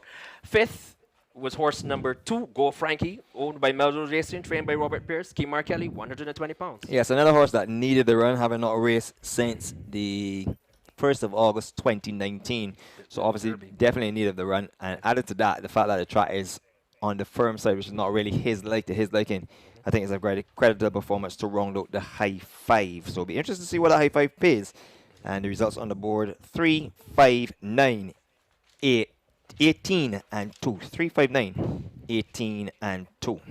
And with that, we're on to the afternoon's supporting feature. It's a rematch of the Gold Cup, and it's today dubbed the George Cecil Corbin Memorial Trophy Handicap. It goes 1,800 meters for 3-year-olds and older horses rated 140 to 122 by extension. It's open to those rated 121 and below. There's a trophy kindly donated by the family of the late George Cecil Corbin. There was a purse of some $25,000. Number 1 is Trini Aviator, owned by Mr. David O'Hare, trained by Andrew Nunez, ridden by Ricky Walcott, 110 pounds. Number 1, Trini Aviator, in a tongue tie, Ricky Walcott, 12110. Number 2 is the Gold Cup winner, 1 of 3 in here for Sir David Seal and trainer Liz Dean. And this is Night Prowler, ridden by Enrico Prescott, 128 pounds, and the young man will claim 5 to go to 123. The Gold Cup winner of 2020, Night Prowler, Enrico Prescott, 123. Horse number 3 is the Gold Cup winner of 2019, Celestial Storm, owned by the estate of CN Parvacino BCH, trained by Roger Parvacino.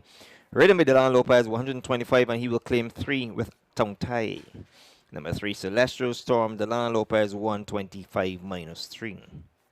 Masaru is horse number 4, the second runner here for Sir David Seal and Liz Dean, winner of this year's Sandy Lane Spa Sprint.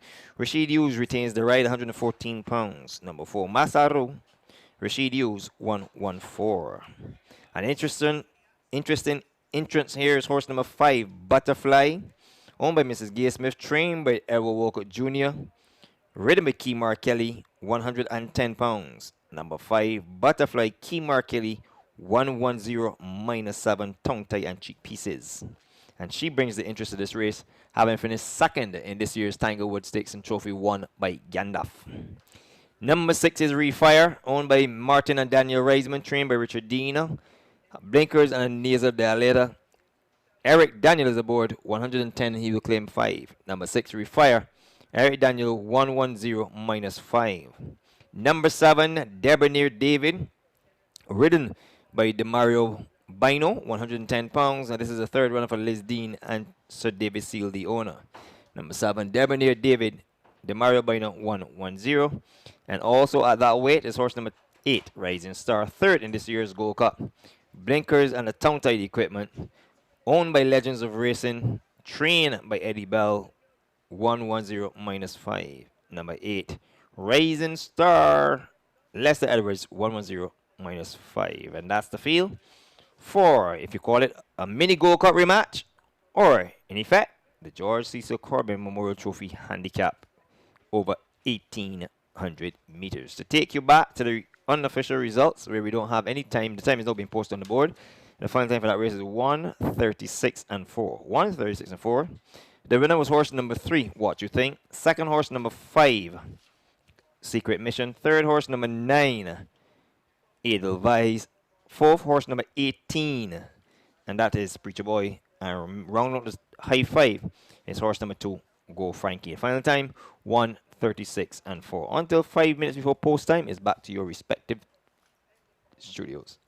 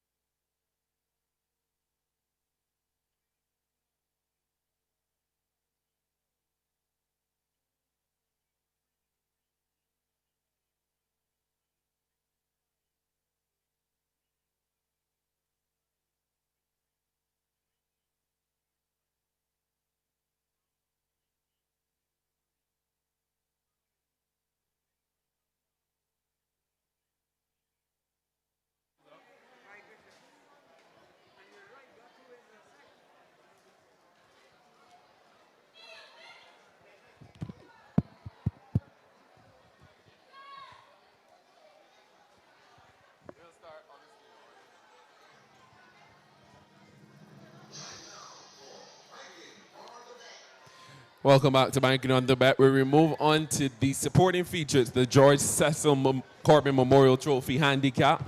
It will be run at 1,800 meters for the best that Barbados has to offer. Those would be 3-year-olds and rated 140 to 122, and also open to horses rated 121 and below. Number 8 is Rising Star. In blinkers and a tongue tie, Lester Edwards rides, he claims 5 and puts 3 pounds overweight, 108 pounds. Number 1 is Trini Aviator. Trini Aviator in the red cap is ridden by Ricky Walcott, 110 pounds. He's in a tongue tie. Behind him, last seen winning the 2020 Sandy Lane Barbados Gold Cup is horse number 2, Night Prowler. Enrico Prescott rides, 123 pounds. Behind him is number 3, last year's Sandy Lane Gold Cup winner, Celestial Storm. She's equipped with a tongue tie. Delano Lopez rides, 122 pounds. Mazaru, this year's Sandy Lane Barbados Fast Sprint winner, is number 4, Rashid Hughes aboard, 114 pounds. Horse number 5 is the Creole, that is Butterfly. She's in a tongue tie and chick pieces. Kimar Kelly rides, he claims 7 and puts 8 pounds overweight, 111 pounds. On track is number 6, Refire. Refire is in blinkers and a nasal dilator. Eric Daniel rides, claiming 5, puts 6 pounds overweight, 111 pounds. And the final starter is horse number 7, Debonair David. The Mario Binos aboard, 110 pounds. This race offers pari forecast, trifecta, superfecta. It's the penultimate leg of the pick 4 and the 4th leg of the Soca 6. My winner is going to be horse number 1, Trini Aviator, on the board at 4-1. Comes out of the Gold Cup where he had the less than stellar trip as well. He picks up Ricky Walker, and for me, the thing that jumps off the page the most, he's already been at 1,800 meters, but coming down from 129 pounds to 110 pounds, I think it's simple. From the inside, he takes it to them and rocks them to sleep. On my second line, I'll go with horse number 4, Mazaru, 9-5. I was alluding all day, there are going to be horses that are going to be bet like they are the second coming of our Savior, and Mazaru is one. He came over with great form from Britain. He ran in our spa sprint from the outside post and was impressive in victory.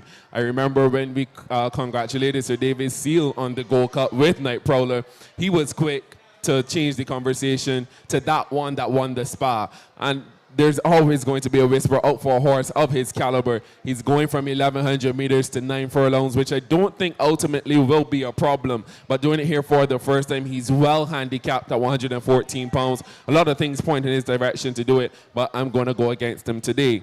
On my third line, I'll take number 8, Rising Star, who was coming a bit too late in the Gold Cup, 108 pounds. He's looking to go from 4th in the Coolmore to 3rd in the Gold Cup here, hopefully to win the George Cecil. All of his races in Barbados have been at this trip, so he should be cozy at this 9 furlongs. He falls on my third line. And on my fourth line, you don't see a horse winning the Gold Cup and not coming back to start favorite. Well, I'll take number 2, Night Prowler, who was trained to the minute for the Gold Cup. Prescott aboard, 123 pounds. So I'll go against our raging favorite, and I'll take 1, 4, 8, and 2. Interesting, Rashawn. I'm going to agree with you on horse number 4, Night Prowler. I'm going to take that one on my 4th line. However, I'm going to switch it around to the 2019 Sandy Lane Barbados Gold Cup winner, Celestial Storm. I think the layoff would have done her the world of good. She obviously felt the effects of the Coolmore that she won when finishing disappointing 5th in this year's Gold Cup. She gets my backing here with 122 pounds to land this event. My shocker in the second position is going to be horse number 5, Butterfly. Simply put, when I look at the weight concessions, 125, 123, 123, 128, 128, 125. She's never seen this weight before unless she's in the store running about with no saddle on. She will stay forever and ever. There are some in here questionable at staying out the trip.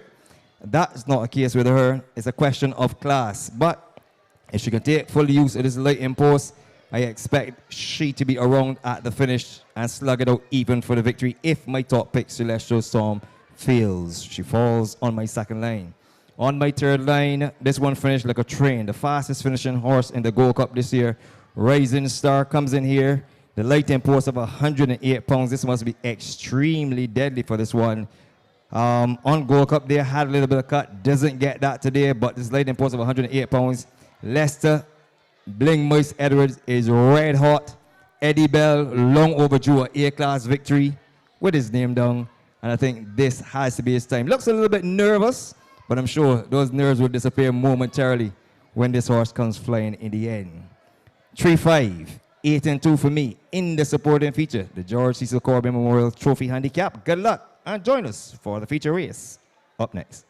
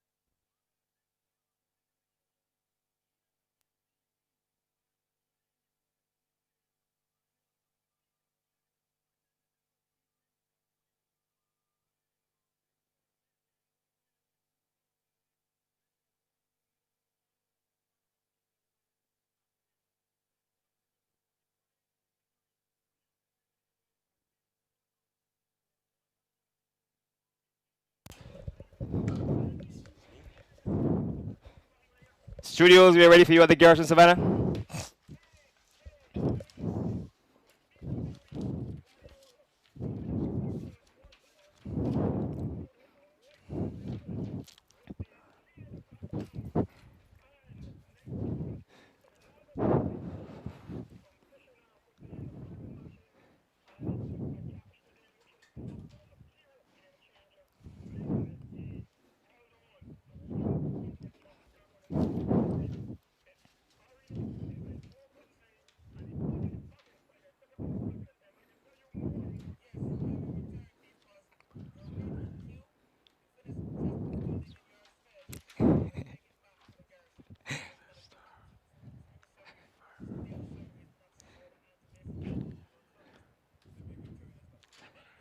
Thank you very much, Andy. Welcome back to the Garrison Savannah. And I'm sure that Keith Fowler will get a little rest with his voice. He's bubbling with excitement in the upset. Yes, and that's the upset of the day, Andy, because I'm sure that everybody in Barbados would have expected UWI to roll over Gladiola, but congratulations to them. And speaking about roll over, Night Prowler, he's about to defend not his Gold Cup, but the fact that he was the last horse to be victorious against the top class. He has a field of 7 other competitors, including 2 of his stablemates, including Masaru, the much talked about Masaru, who won the Sandy Lane Spar Sprint. So we're in for a cracker jacker before the real big one. And here we go. The George Cecil Corbin Memorial Trophy Handicap. 1,800 meters for 3-year-olds and older horses, rated 140 to 122 by extension. It's open to horses rated 121 and below. The purse is $25,000, 72 on horse number 1, Trini Aviator, representing Trinidad and Tobago. Rated by Ricky Walcott, 110 pounds with a tongue tie. And the big difference here is on Gold Cup there, it would have been 125, 129, 122. Today, they are carrying penny stamps, so it's going to be a tough assignment for Night Prowler, who's drawn post position number 2, ridden by Enrico Prescott, the champion jockey, champion apprentice, I should say. Archie was among the champion apprentices. Won last year's Gold Derby, but he finds himself on Night Prowler. It's a tough shoe to fill as Jelon Samuels has jetted off onto the American soil. He raised Night Prowler, 123 pounds in at 92, 72 in the betting on horse number 3, Celestial Storm. This is my pick here. I think once she's feeling good, she can turn the form around. She's well rested, like most of these horses. 122 pounds. Delana Lopez climbs aboard, and the last time he was aboard her, he finished second to Bodie Tap, who sits indoors and is watching from his 40-inch screen TV up in St. John. We're moving on to horse number 4, Masaru, 8-5 favorite. So this for the first time in the history of horse racing, Dean, that I can recall, is Sandy Lane's past print winner, starts favorite in a 9-furlong event. And Masaru is in at 8-5. Rashid uses up. I think 114 pounds has a lot to do with it, and the fact that he's come with a big reputation. I remember, like Rashawn said, we went to congratulate Sir David Seal on winning the Gold Cup, and he automatically accepted and switched the attention to Masaru. So he was more content with what Masaru did than what Nick Polo did. So I tell you, this is his heart. Yes. Butterfly, she's in at 111 pounds. Key Kelly's up tongue tie and cheek pieces. She is in at 12-1. Must be a live shot here, even though she stepped up in class. Refire the outside in field at 18-1 is horse number 6. Blinkers and nasal dilated. Eric Daniel is up. 110 pounds is the weight. 21-1 is Devin David, the third of 3 in here for Hopefield. The Mario line up, 110 pounds. And on the outside, Blinkers and a tongue tie and Rising Star. This one will finish like a train, representing the ICC. Now, Legends of Racing, Lesser Everett, 1-1 a day. 108 pounds for the goal. Here's Dr. Dean Brown. Thank you very much, Layden. So we just wait for Butterfly. She goes in.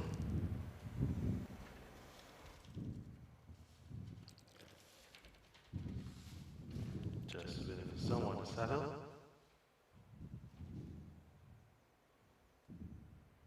Lights flashing.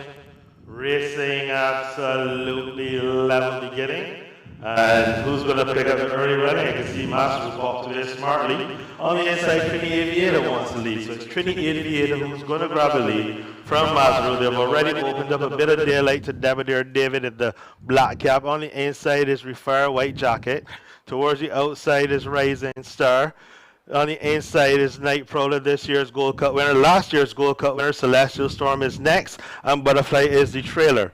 As the Thunder past the stands the first time with a circuit to go. It is Masaru who leads by just about a length and a half now from Trini Aviator. Refire going up on the rail.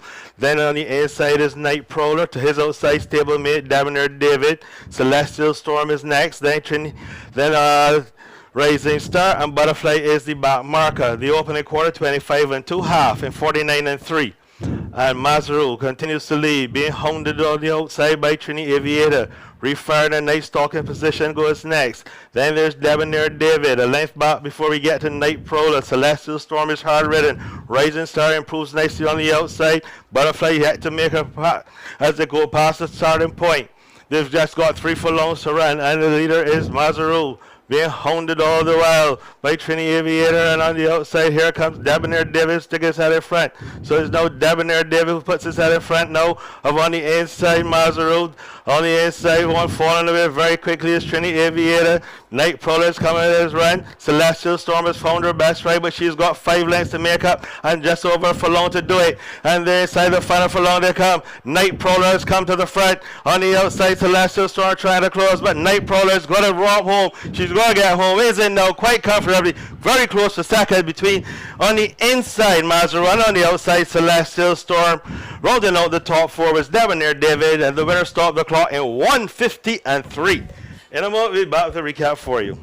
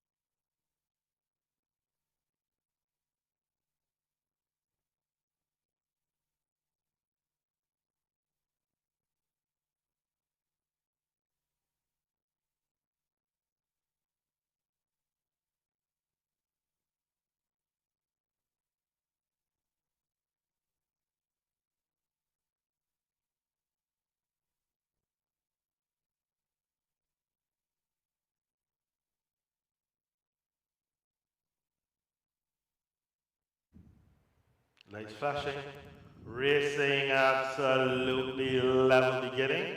And who's going to pick up the early running? I can see Master popped away smartly. On the inside, Trini Aviator wants the lead. So it's Trini Aviator who's going to grab the lead from Master. They've already opened up a bit of daylight to depth. Cap on the inside is Refire White Jacket. Towards the outside is Rising Star. On the inside is Night Prowler, this year's Gold Cup winner. Last year's Gold Cup winner, Celestial Storm, is next, and Butterfly is the trailer. As the Thunder Pasta stands the first time with a circuit to go. It is Masaru who leads by just about a length and a half now from Trini Aviator. Refire going up on the rail. Then on the inside is Night Prowler. To his outside stablemate, Debonair David. Celestial Storm is next. Then Rising Star and Butterfly is the back marker. The opening quarter, 25 and 2 half and 49 and 3. And Masaru continues to lead, being hounded on the outside by Trini Aviator. Refire in a nice stalking position goes next. Then there's Debonair David, a length back before we get to Night Prowler. Celestial Storm is hard ridden. Rising Star improves nicely on the outside. Butterfly yet to make a as they go past the starting point. They've just got 3 furlongs to run, and the leader is Masaru, being hounded all the while by Trini Aviator, and on the outside here comes Debonair David, sticking his head in front. So it's now Debonair David who puts his head in front now of on the inside Masaru. On the inside, one falling away very quickly is Trini Aviator. Night Prowler is coming at his run. Celestial Storm has found her best ride, but she's got 5 lengths to make up and just over for long to do it. And the inside the final for long they come. Night Prowler has come to the front. On the outside, Celestial Storm trying to close, but Night Prowler is going to romp home. She's going to get home. Is in now quite comfortably. Very close to second between on the inside Masaru and on the outside Celestial Storm. Rounding out the top 4 was Debonair David, and the winner stopped the clock in 1 on the inside Masaru. On the inside, one falling away very quickly is Trini Aviator. Night Prowler.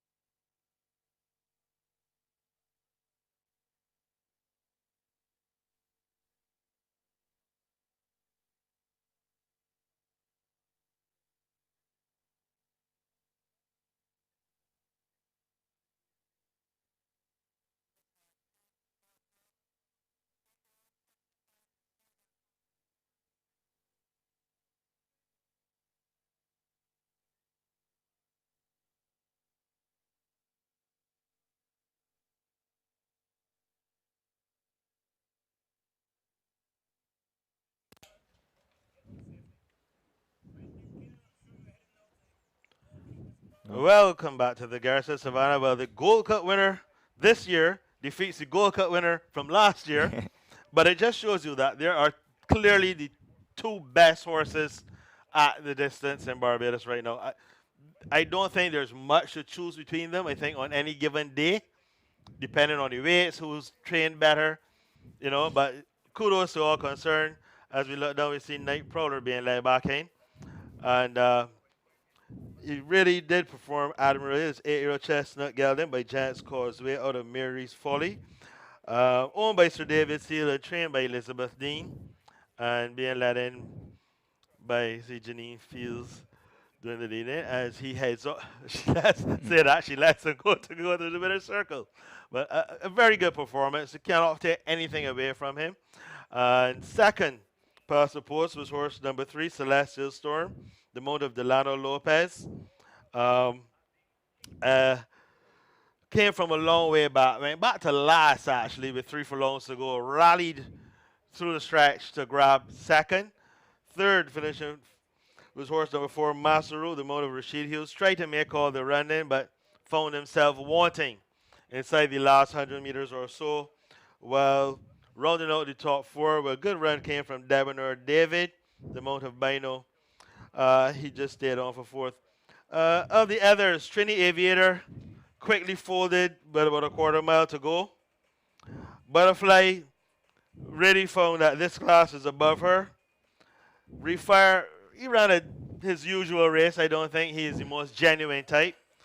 And Rising Star, I think, would have to be the disappointment run here.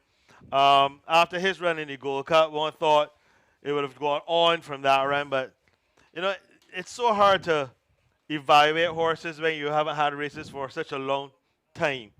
You know the top 2 were going to be, on paper at least, you knew the top 3. And the top 3 delivered today. And those obviously being the winner, Night Prowler, Celestial Storm, and Masaru. Lyndon, what are your thoughts? Yes, fantastic performance by Nick Prowler, justifying why he won the Gold Cup. It was a very gutsy performance. They had a 3-prong attack. I think the surprise package would have been Debonair David pressing Masaru by the 2 furlong pole, but he fought on gamely. I always had my suspicions about him getting 9 furlongs, and this is a statement for me at 114 pounds, and you fold under pressure. I'm sure they will send him out there again, but he will obviously have to improve at least 10 to 15 pounds to be a factor with the likes of Night Prowler, Celestial Storm, and of course there's Bodhi Taps and to come there's back. Bodhi Tap who missed today as well. Right. Yeah, without those three, I think he's got to show that he's at least at 9 furlongs can step. Perhaps at 7.8 or 5.5, he'll have the beating of them. But definitely on this form, we'll look to see a much better run from him going forward. Yes, so having said that, as I said, the disappointment of the race would have been a Rising Star, but I think on Gold Cup there was some cut, and he finished fast at the lot on the outside and just didn't replicate that today. And I think that, as I said, that would have been a disappointment for the race, for me, at the Gold Cup. Of those horses coming to the Gold Cup, Butterfly, I thought that she ran a game race, given the fact that she'd never seen this weight before. She was definitely aware of her league, and she ran on well to finish 5th. Refer has been away from racing since December 2019, and on his day with his company and not this crowd, he would represent, but he was just a bare number today. So that race is out of the way, and we're on to the feature race, the 70th running of the Barbados Guineas, the first jewel of the Barbados Triple Crown, with 2020 being tossed into chaos with the arrival of the COVID pandemic. We weren't sure whether we were going to have a Triple Crown of racing since the track had brought forward planned preparation work for September, October to that early stage in March, and it left us hanging in the bud, so to speak, as to whether we will have a Triple Crown, because we didn't know when we were going to resume. But kudos to the Turf Club and the directors for coming together and making sure that there's a Triple Crown in 2019. It will run on almost consecutive days, because the next race day, which is the 21st of November, we have the Midsummer Creole Classic. Then we got a little break in between there for third race day, and then we come back on Boxing Day for the climax of the Triple Crown. So, and I think that's actually a good thing. And I'm really excited about this idea of having the Derby on Boxing Day. It technically then becomes, I believe, probably the last Derby in the year. But what it does, I think, and something that the club can look at, would be spread those Triple Crown races out a little more once we resume normal procedures, and have might be a while. And it will give the horses like the Derby horses, those horses that are developing a little later, who are not quite at that level in, let's say, July or August, to get some experience, get a little more mature, to tackle the Derby distance of 11 furlongs. Just my little input. Food for thought. And that being said, we will see who will draw first blood and who will go into the second duel with the only opportunity to be the 7th, I think, Triple Crown winner of Barbados. The last one would have been Are You Talking to Me? Yeah. Before that would have been Zouk. Right. So here we go. A field of 15 reduced to 12, and they will contest this race, which carries a purse of some $48,750. And the trophy kindly donated by the Barbados Turf Club. It's the 70th running of the Barbados Guineas, a Grade 1 event, 1,570 meters for West Indian bred 3-year-old at allotted weights. Number 1 is Conflict of Interest, owned by Mr. RJ, trained by Richard Dean and Nazar Dilated Equipment, ridden by Afri Ward, 124 pounds. Number 1, Conflict of Interest, Afri Ward, 124. Weights will be 124 and 119, Colts and Geldings, 124, Fillies, 119. St. David's is source number 2, owned by Round Table Stud Farm, trained by Richard Dean, Raheem Thorpe, 124. St. David's, Raheem Thorpe, 124. The favorite is horse number 3, Deja Vu, one of 2 favorites in the race. This one is ridden by Rashid Hughes, 124 pounds, owned by MTD Racing, trained by Mark Armstrong. Number 3, Deja Vu, Rashid Hughes, 124 at 72. Light Fantastic, surprising, the board is showing this one as the even money favorite. Now in the colors of Mr. Junior Straker, trained by Juniors, and this is horse number 4, Eric Daniel, up 119 pounds on her. Number 4, Light Fantastic with the tongue tie, Eric Daniel, 119. Scratch horse number 5, Undisputed. Horse number 6 is Opera. Rhythm Draw Backles, 119 pounds. The second runner here for Mr. RJ and Victor Cheeseman. The equipment is a tongue tie and a nasal dilator. Number 6, Opera. Draw Backles, 119. Scratch is horse number 7, Lady Bird, which finished second earlier on today. Horse number 8 is Odyssey, owned by Pamela and Never Isdale, trained by Andrew Nels in blinkers. He will be ridden by Lester Edwards, 124 pounds. Number 8, Odyssey, Lester Edwards, 124. Temple Dancer is horse number 9, owned by S&P Racing, trained by Sean Hall. Demario Bino, 124 pounds. Number 9, Temple Dancer, Demario Bino, 124. And number 10 is Dominus, owned by Sir David C., trained by Liz Dean, and Rashad Knight is up, 124 pounds. Dominus, Rashad Knight, 124. War Eagle is horse number 11, owned by KNC Stable, trained by Victor Cheeseman, beg your pardon. And Nazar, the latest equipment, and Tony Bishop up 124. War Eagle and Tony Bishop 124. Mykonos is horse number 12, ridden by Enrico Prescott 119 with a tongue tie for Melrose Racing and trainer Rommel Lovell. Mykonos. No, Enrico Prescott 119. Ollivander, also well considered in the betting. This one is ridden by Ricky Walker, 124 pounds, owned by Marina Corbin, Mr. Stephen Walcott, and Richard Edgell. Victor Cheeseman is your trainer with a nasal dilator. Number 13, Ollivander, Ricky Walcott, 124. And on the outside, as number 14, Edelweiss scratches. Number 15, Ruth. The second runner in here for Round Table Stud Farm. This one is ridden by Dylan Lopez, 119 pounds with a tongue tied. Number 15, Ruth, Dylan Lopez, a tongue tied equipment, 119. That's the field of 12 that will contest the 70th running of the Barbados Guineas, a Grade 1 event, the first jewel of the Barbados Triple Crown 2020. Until 5 minutes before post time, it's back to you in your respective studios.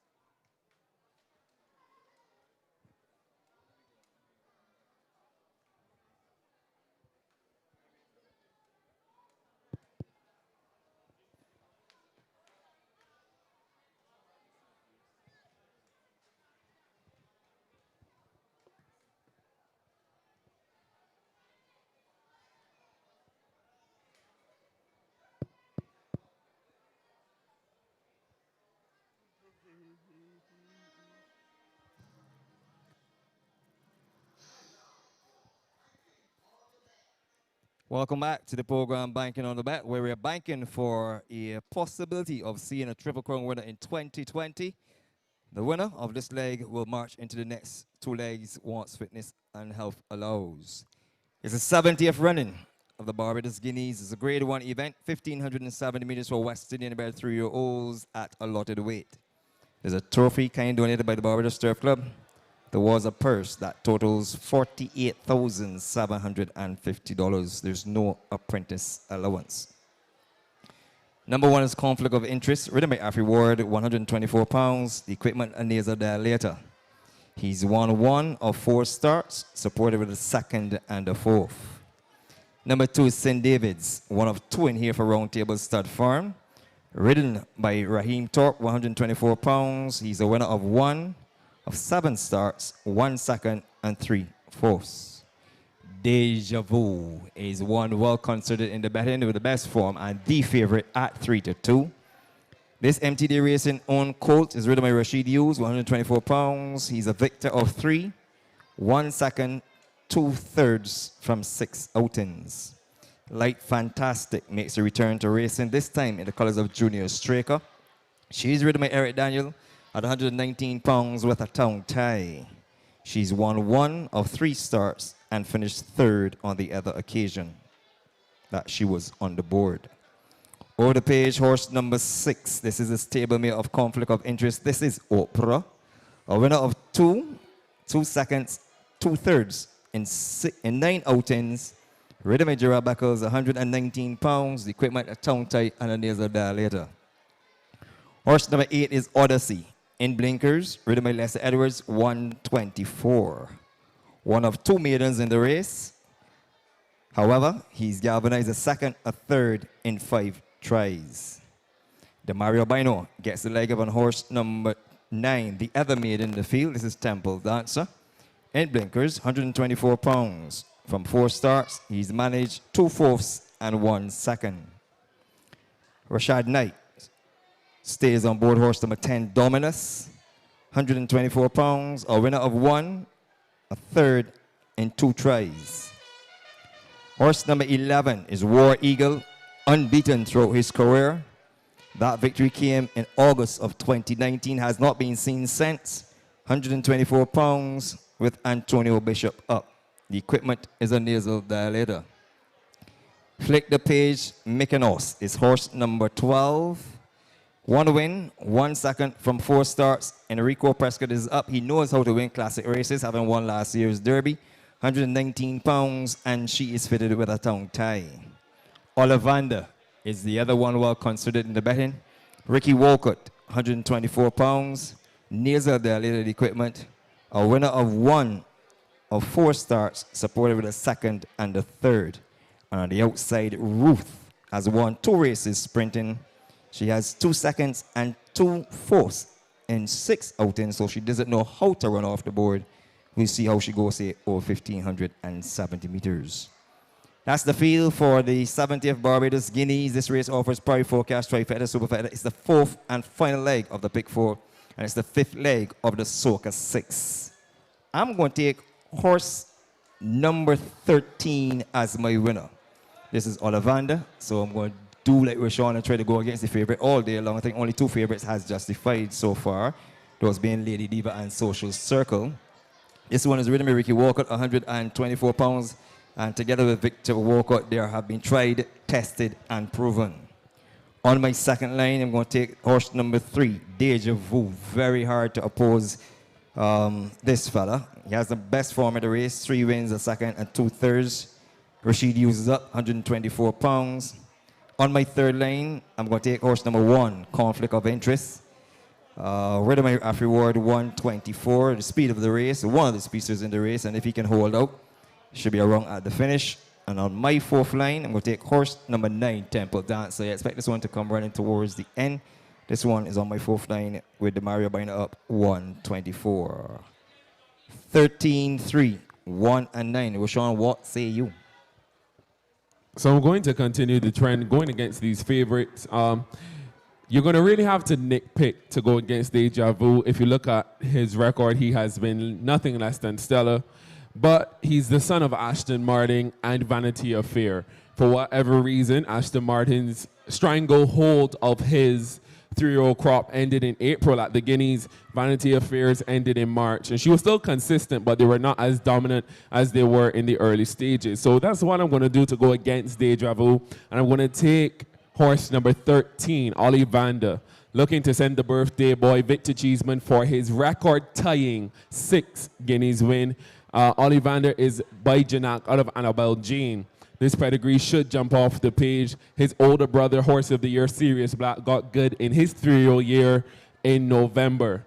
His other brother, Voldemort, got good in his 3-year-old year in August. We're now in October. With this pedigree, Ollivander should have blossomed over the break, and I think with his tactical speed that he can sit a pretty good trip with Ricky Walcott, who I must say 2 starts back chose conflict of interest over the then maiden Ollivander, has now decided to ride horse number 13 Ollivander, and I'll take him to the Guineas. On my second line, I'll take number 3 Deja Vu.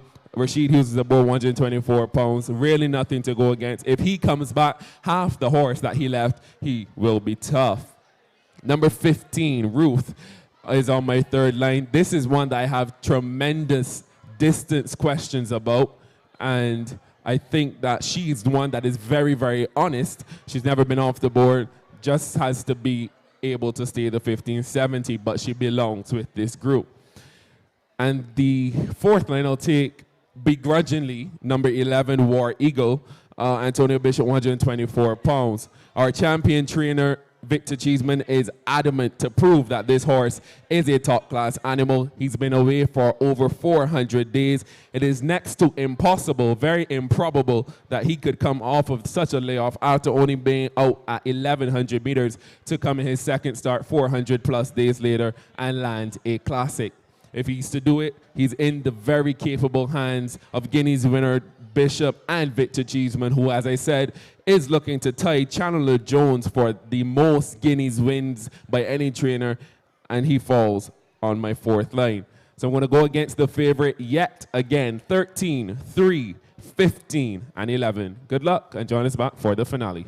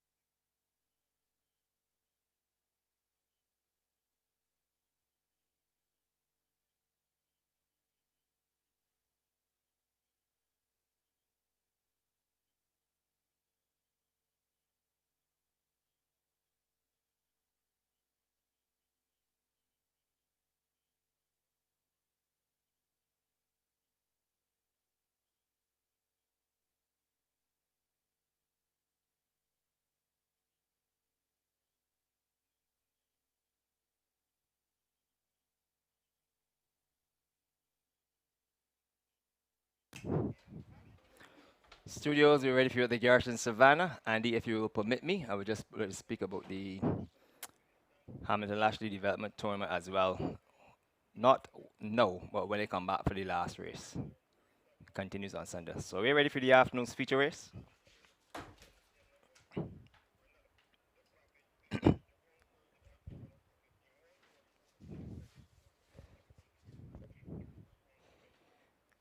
Opera, Odyssey, Temple Dancer, Dominus, War Eagle, Conflict of Interest, St. Davis, Deja Vu, Light Fantastic, Mykonos, Ollivander, and Roof.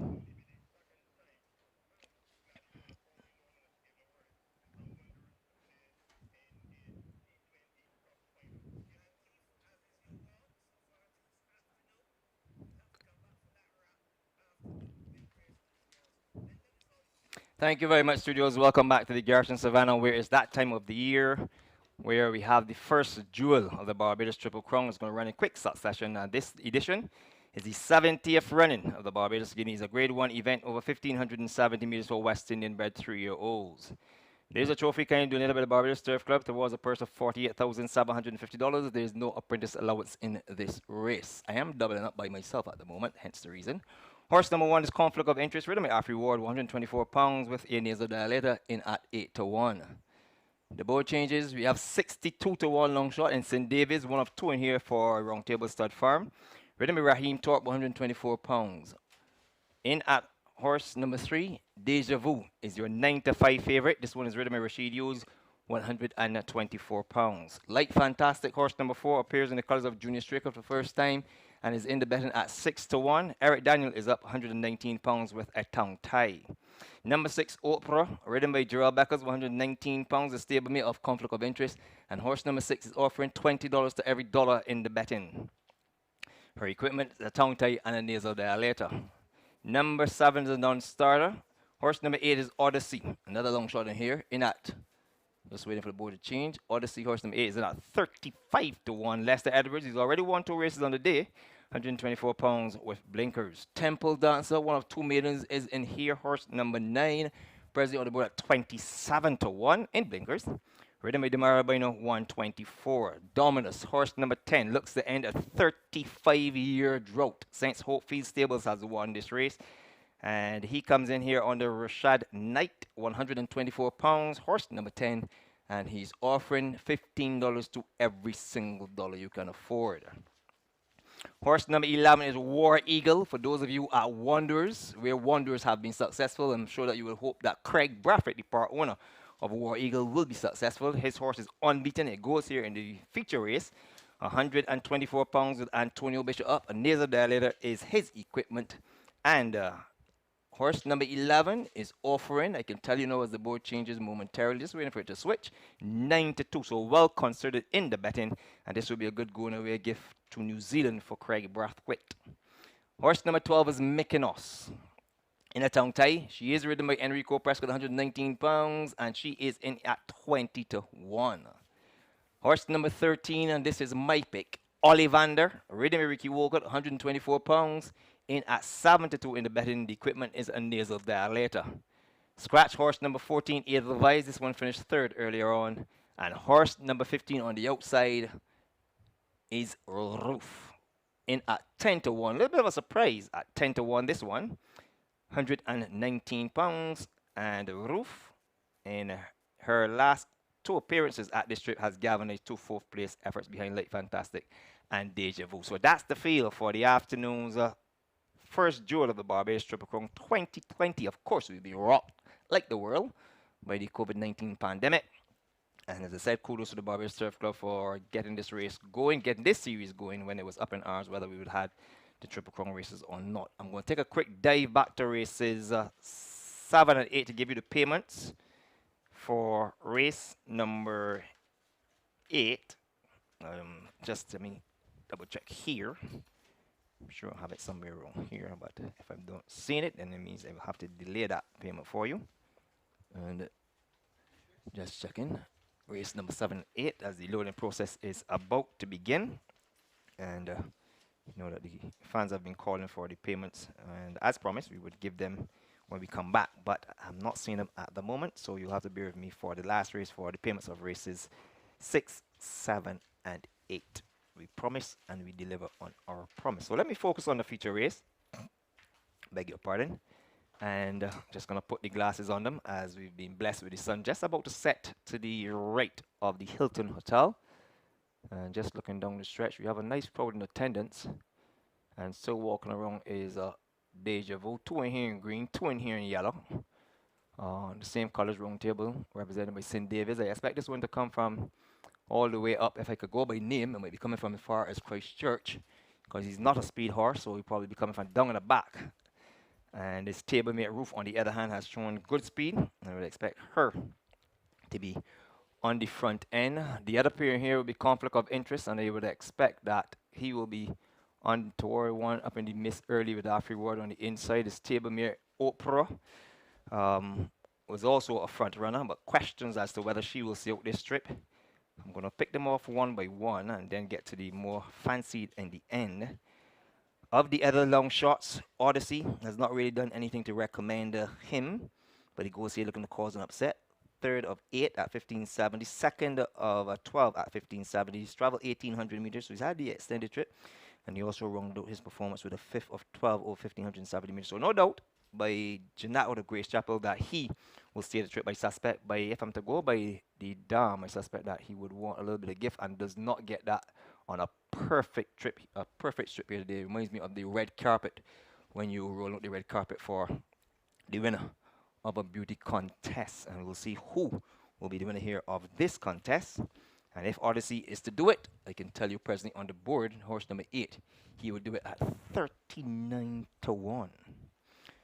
Of the others, like Fantastic, she comes back in off an injury and also has left the stables of Sir Charles Williams, who has bowed out of horse racing, and he made a sterling contribution to horse racing in Barbados. You can look forward to Barbados Racing for a feature on Sir Charles for all his exploits over the years in horse racing. Wonderful gentleman in every sense of the word, and the swimming bow is really, everything, all good things must come to an end, but I'm sure that his heart will remain in racing right to the very, very end, and he will be rooting here for Like Fantastic. That leaves me to look at Dominus. As I said, this one has won sprinting. Looks to turn around 35 years since Hopefield has won this race. So it's been dominant with the imported horses, not such with the locally bred horses. And this one looks to emulate another chick since 1985. Mykonos comes in here having won a race and 1,000 meters and gets the services of Enrico Prescott for this assignment. And having said that, we still got 1, 2, 3, 4 outside. And those 4 outside, if we could just take away Mykonos, would include the 2 favorites. War Eagle comes back in off a layoff, having not raced since his first success all the way back on the Derby Day 2019. And it's a tough assignment for this Craig Brathwaite colt, but it's not impossible. But I think that fitness will come into the question here. It's been working exceptionally well, but I always believe that it's good to work well with 1 and 2 horses. This is another thing when you're asked to run with 12, then that fitness will come into question, especially when there's a couple of bumping and banging that is likely to happen in every horse race. Still outside looks exceptionally well in the red jacket with the white star. Ollivander in the white body with the green circle in the back. Ricky Walker, ice cool. He's won this race on several occasions. You couldn't want a better combination than Ricky Walker and Victor Cheeseman. And Deja Vu, so left the best for last. He's been in terrific form. 3 wins, 1 second, and 2/3. His lowest ever been 2/3, and he's the prohibited favorite here. There's been some question marks pertaining to how he's been working leading up into this race, and 1 or 2 things that rumors have it were not quite right with him, but we'll see how that pans out, and he is the one they'll all have to beat. And 2 outside will be Mykonos, and now going towards the outside as well. Still circling around outside is War Eagle. Beg your pardon. 11 in the book, and this one will be drawn just about 8 or so, 9 actually. And the others are standing quietly for the first leg of the Barbados Triple Crown. Mykonos is still outside. Just putting the glass on them. They're very well behaved. And I must give full kudos to the gate crew here at the Garrison Savannah. Because after its 7-month layoff, I think we only had one flip in the first race, Jerusalem. And it's been a fantastic effort by these gentlemen to get these horses loaded quite quickly. And they're very well behaved. So the schooling process that does take place on Tuesdays and Thursdays at the Garrison has worked significantly well. Starting out bats and raises the red flag. The light is flashing.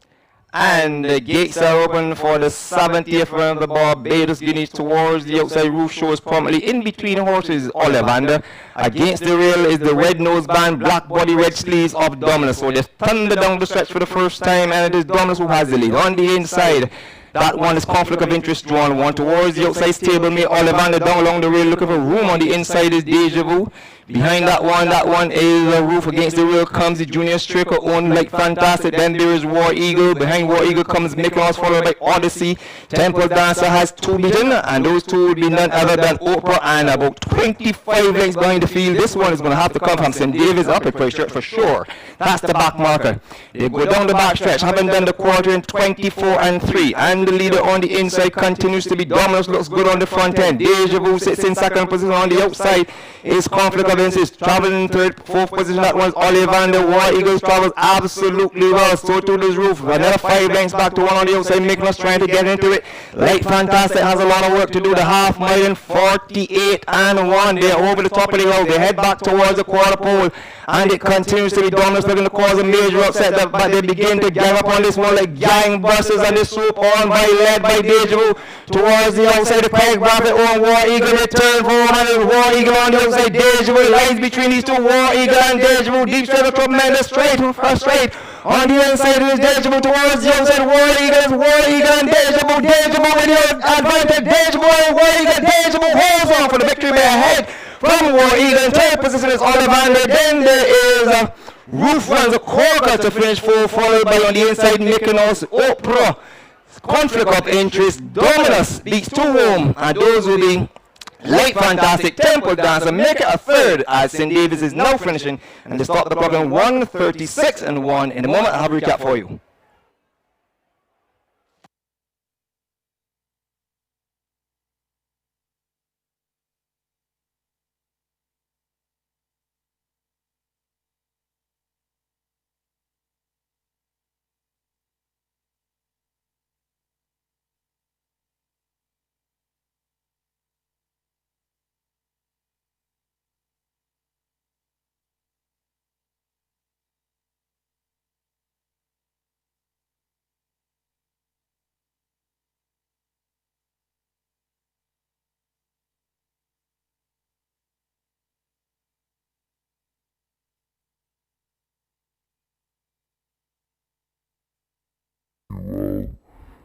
Starting out bats and raises the red flag. The light is flashing, and the gates are open for the 70th round of the Barbados Guineas towards the outside roof. Shows prominently in between the horses Ollivander.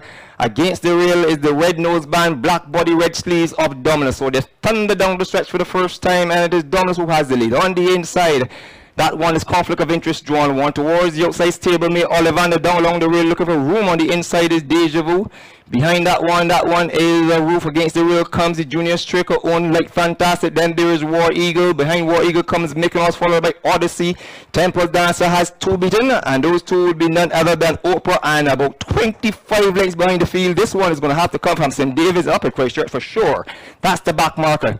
They go down the back stretch, haven't done the quarter in 24-3, and the leader on the inside continues to be Dominus, looks good on the front end. Deja Vu sits in second position. On the outside is Conflict of Interest, traveling in third, 4th position. That one's Ollivander. War Eagles travels absolutely well. So too does Roof. Another 5 lengths back to one on the outside. Mykonos trying to get into it. Light Fantastic has a lot of work to do. The half mile in 48-1. They're over the top of the hill. They head back towards the quarter pole, and it continues to be Dominus looking to cause a major upset. But they begin to gang up on this one like gangbusters, and they swoop on led by Deja Vu towards the outside. The Craig Bracket on War Eagle. They turn forward, and there's War Eagle on the outside. Deja Vu lies between these two. War Eagle and Deja Vu. Deep straight, a tremendous straight. On the inside it is Deja Vu towards the outside. War Eagle and Deja Vu. Deja Vu with the advantage. Deja Vu and War Eagle. Deja Vu holds on for the victory by a head from War Eagle. In third position is Ollivander. Then there is Roof runs a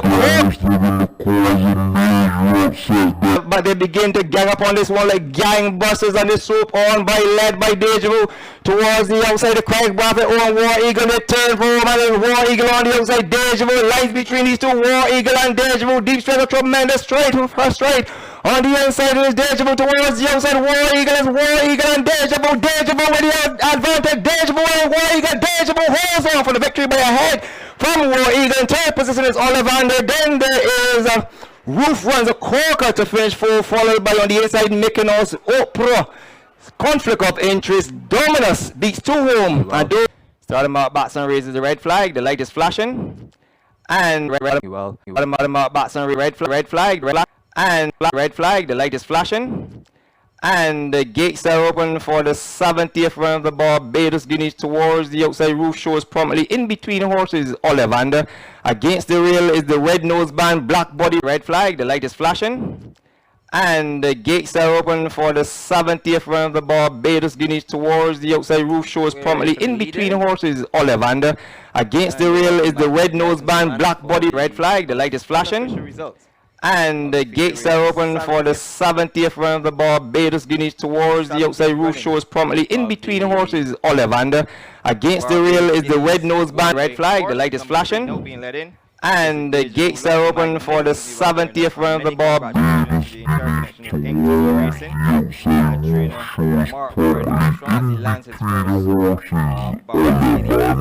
he won this race before?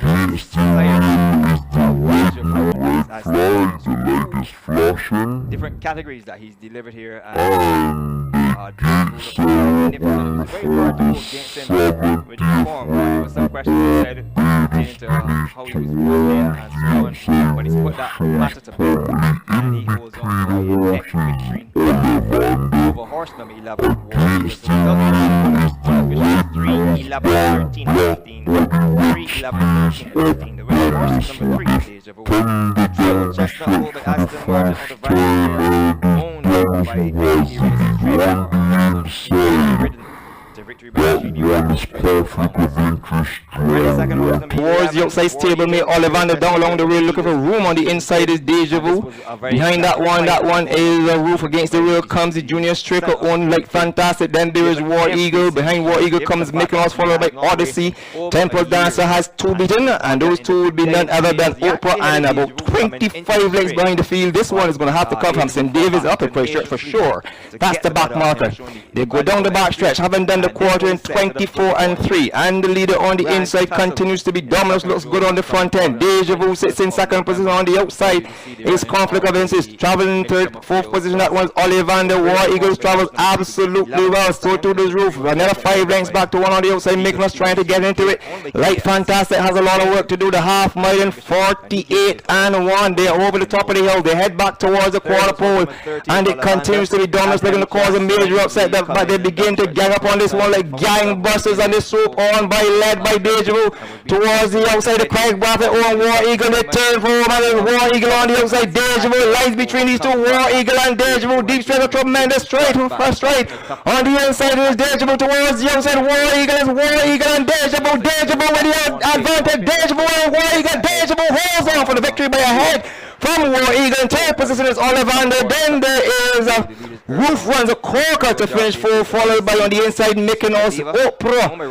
Conflict of interest. Dominus beats 2. 119 pounds, finishing fourth. So 3, 11, 13, and 15. Time fractions 24 and 3 for the quarter. The half mile in 48 and 1. 6 furlongs in 1. And it continues to be Dominus looking to cause a major upset, but they begin to gang up on this one.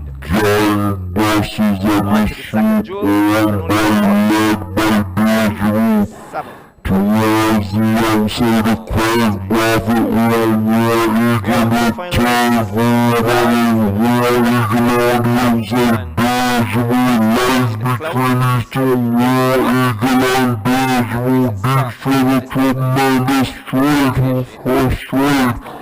on the inside is Benjamin towards Johnson, War Eagle is War Eagle and Benjamin, advantage Benjamin, War Eagle, Benjamin, hands off for the victory by a head. From War Eagle, third position is Oliver Bender. Up the other side, disappointed pass along the inside. St. David's, this one took the keys,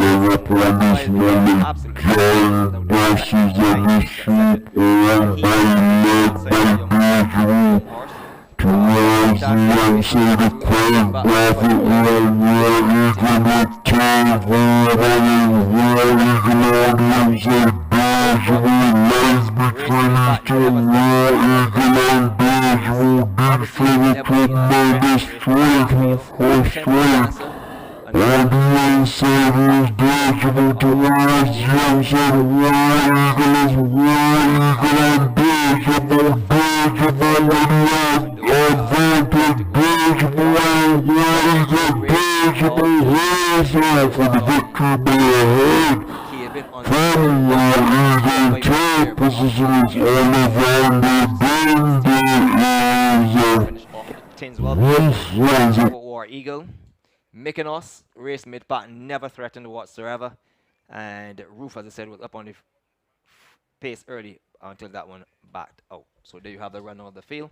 And the race is yet to be declared official. The final race is Nicodemus Handicap. 1,000 meters for 3-year-olds and older maidens. There's a purse of some $18,500. Couple of scratches in there. And they can give you the starters. And there as far. Number 1 is Golden Touch, owned by Sir David C. Trained by Liz Dean. Rashad Knight will ride at 110 minus 7. Number 1, Golden Touch, Rashad Knight, 110 minus 7. Horse number 2 is Watch Me Slew Them in a town tie. Rhythm is Shaquille Bellamy, 110, and he will claim 7. Roland Oliver, owned and trained. Watch Me Slew Them, Shaquille Bellamy, 110 minus 7. Scratch number 3, Pray For Me. Horse number 4 is Shooting Star, races in the colors of Mrs. Gay Smith, trained by Errol Walcott Jr. in a tongue tie. Ridden by Matthew Badal, 110, and he will claim 7. Number 4, Shooting Star, Matthew Badal, 110 minus 7. Number 5 is Show The Money, owned by Mark Goodrich, trained by Roman Perkins Level. Ridden by Rashid Hughes, 130 pounds, blinkers and a tongue tie, and this is his first start. This 5-year-old chestnut gelding is showcasing out of Rio Bell, having journeyed here from England for the 2020 Sandy Lane Barbados Gold Cup, but injury, or actually illness, kept this one out of the race. We are moving down to horse number 6, Pinjara, and this is another entrance that has journeyed up from St. Lucia. A 4-year-old chestnut gelding by Power Broker out of Mixed Even, owned by Merlin Sanlal Singh and Wilfred Archam. Trained by engineers, Afri Ward is up 128 pounds. Flick the page, horse number 7 is Future Star. This one is the mount of Gerald Beckers, who will claim 3 from 110, and she will be fitted with blinkers and a tongue, blinkers only. Of course, she's owned by Mervyn Rollins and Victor Cheeseman. Victor Cheeseman is your trainer. 1, 2 is Go, owned by 2 Knights and a Stag, trained by Jonathan Simpson in a visor. Ridden by Lester Edwards, 121 minus 5. 1, 2 is Go, Lester Edwards, 121 minus 5. Number 9 is Classified Cat. Welcome to racing, Mr. Kimar Craigbell. This is a 4-year-old brown filly by Mike Cat Gone West, owned by out of Bandana Day, trained by Eddie Bell. Ridden by Dara Rimple, 110 minus, no minus there, on horse number 9, Classified Cat. Horse number 10, Shake Them Up Noble, is a non-starter. So too is horse number 11. Horse number 12 is Honey Jazz. This one in blinkers. Ridden by Eric Daniel, 121 pounds in blinkers. Number 12, Honey Jazz, Eric Daniel, 1-1. The second runner here from St. Lucia is Piton Sponge, owned by the Jet Setters, trained by Robert Pierce. Blinkers and tongue tie, her equipment. She's a 4-year-old chestnut filly by Factum out of MC's Magic. Ridden by Enrico Prescott, 125 minus 5. Number 13, Piton Sponge, Enrico Prescott, 125 minus 5. Scratch horse number 14, 15, and 16. She's a Manita, Wilcox Valley, and Golden Bell. Horse number 17 is Caribbean Dreaming. This is also up from St. Lucia. A 4-year-old Dark Bay filly by Tizway out of Maggie R. Owned by Royal Bamboo Racing, trained by Robert Pierce. Ridden by Demario Bino, 125 pounds. And welcome to racing, Royal Bamboo Racing. as they send out horse number 17, Caribbean Dreaming. Scratch horse number 18, Dancing Noble. And on the outside is horse number 19, Red Indian, owned by none other than Mr. Mark Goodrich. This is a 5-year-old chestnut horse by Janelle Crystal Dancer, trained by Rommel Perkins Lovell. And together, they will go to post with a weight of 110 minus 7, ridden by Deshaun Bino, the brother of Demario Bino. The equipment on this horse is blinkers and a tongue tie. Number 19, Red Indian. Deshaun Bino will claim 7 from 110 pounds. So that's the field for the afternoon's final race. The Nicodemus handicap, it goes a distance of 1,000 meters. And it promises to be a cracker jack. As I look downstairs, it is still not being declared official that the result of the 70th running of the Barbados Guineas won in emphatic fashion. A tremendous stretch duel between the two top horses, or I should say the horses with the best form in the race. Deja Vu, 3 wins from 6 starts, and the unbeaten War Eagle. It was a tremendous fight towards the very end, and all in all, it was a tremendous finish to the first duel. So we look forward to the second duel of that Triple Crown. And having said that, that comes a calling on the 21st of October. Sorry, 21st of November, beg your pardon. And on that day, then, we will have the... Well, we'll see whether we have a horse with the opportunity to extend his chance of being Barbados' 7th Triple Crown winner. So, having said that, we just wait for the afternoon's final race. And just going through a couple things here. So, that is it. And race number 9, the final race on the card. Yes, Andy, you can come. You can come, Andy. Yes, Andy, thanks very much. Thanks very much for rejoining me here at the Garrison Savannah, Andy Akili. And I'm just giving some recap of what's happened today. You know, I am in debt to the public for, yes, thank you very much. And I know I'm in debt to the public for payments of races 6, 7, and 8. But the results are unofficial for the 70th running of the Barbados Guineas, won in emphatic fashion, a breathtaking stretch duel between the Mark Armstrong owned and trained Deja Vu, who held on by a neck, from Craig Bradford's owned War Eagle. And it was really a tremendous battle down the stretch, a war down the stretch. And for a horse that has not run in an entire year, he put up a gutsy performance, most commendable performance. And obviously, it was outdone only by the fact that War Eagle had more experience than him. And it sets us up for a tremendous second duel, which comes a calling tentatively on the 21st of November, when we'll see the Midsummer Creole Classic. So just let me give you the unofficial results of that race, the official results, because it is official. The winner was horse number 3, Deja Vu. War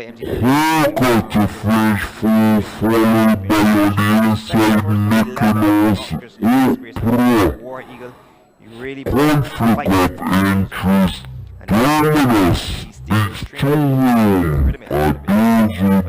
ready by Antonio Bishop. And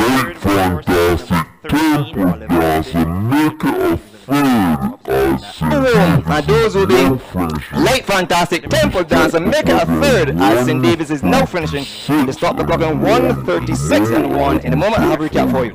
Light Dominus, and she held on for a 4th. Well beaten, that 4th position, well beaten by ridden by Denano Lopez, 119 pounds. The time fractions, 24 and 3 for the quarter, the half, and 48 and 1, 6 furlongs and 1, 12 and 4, and they stop the clock in 1:36 and 1/5.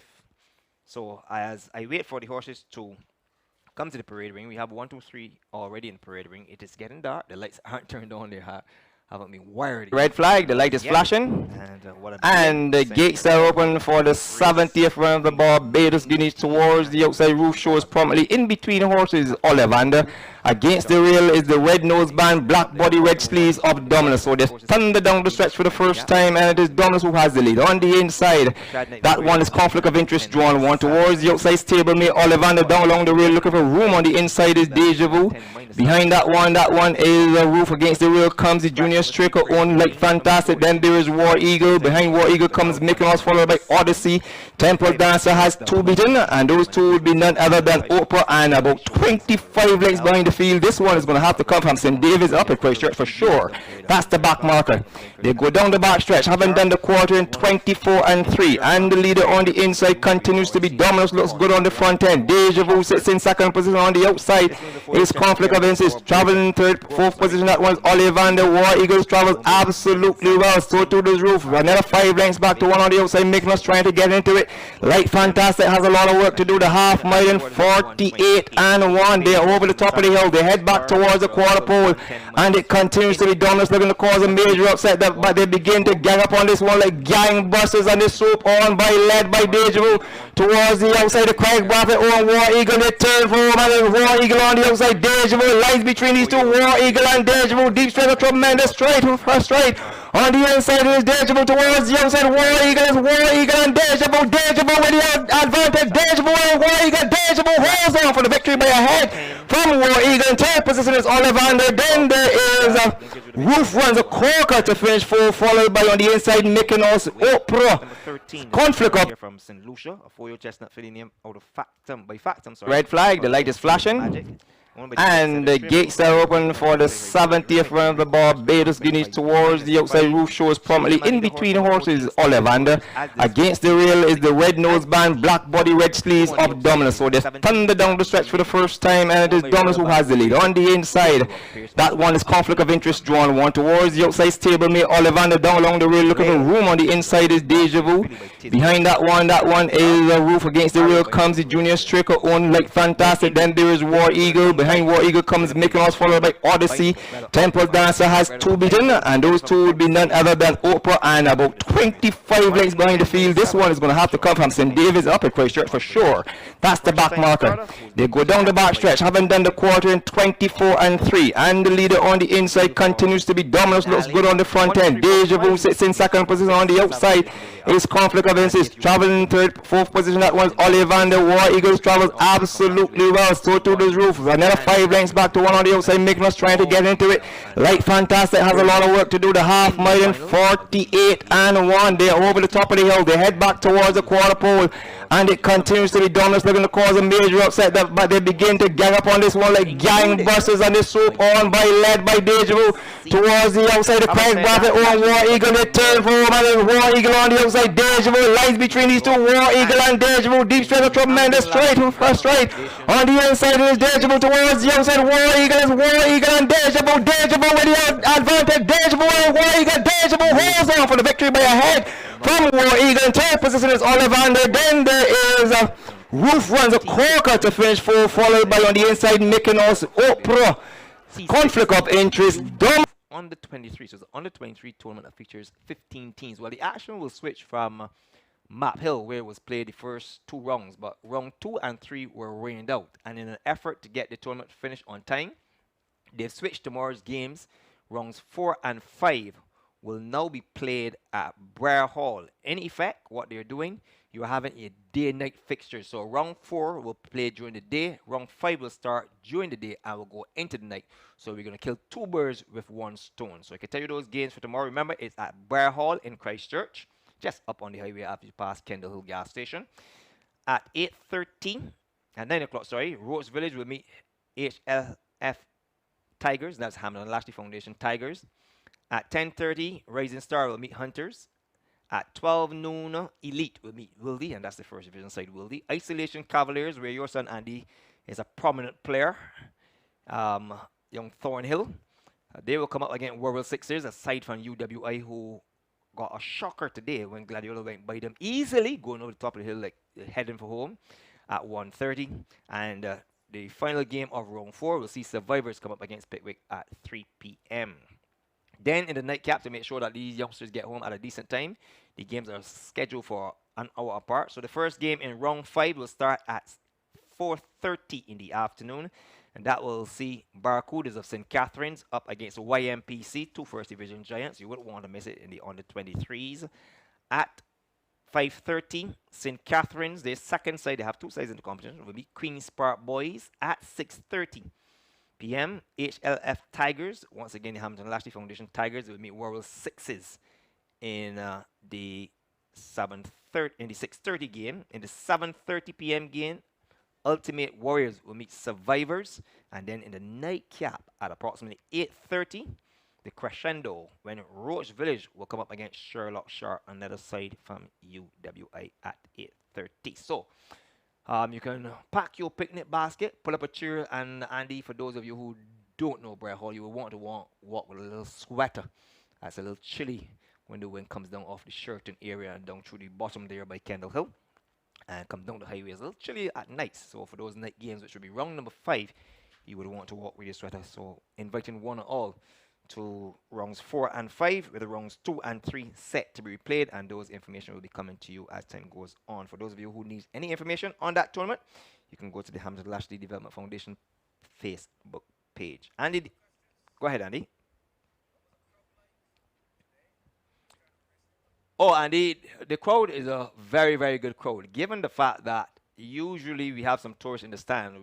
Of course, we are without the tourists, but I can tell you that no one has actually left the garrison, and there's still a very, very good crowd in attendance. Looking down the stretch, the spectators have spilled over onto the railing down by the 7.8. There's that posse down there as well.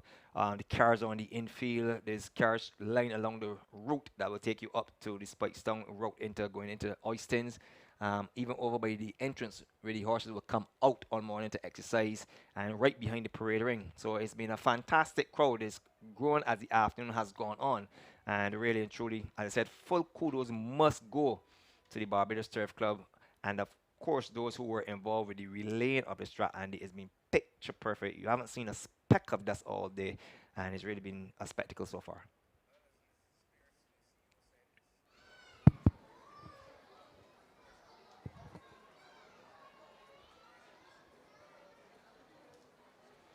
Well, the COVID protocols in the grandstand were very much adhered to, where if I look downstairs where you would normally be seated, Andy, across from the finish line, there are many a young lady and gentlemen there sitting down, young ladies, and they are still wearing their masks. Everyone is masked up.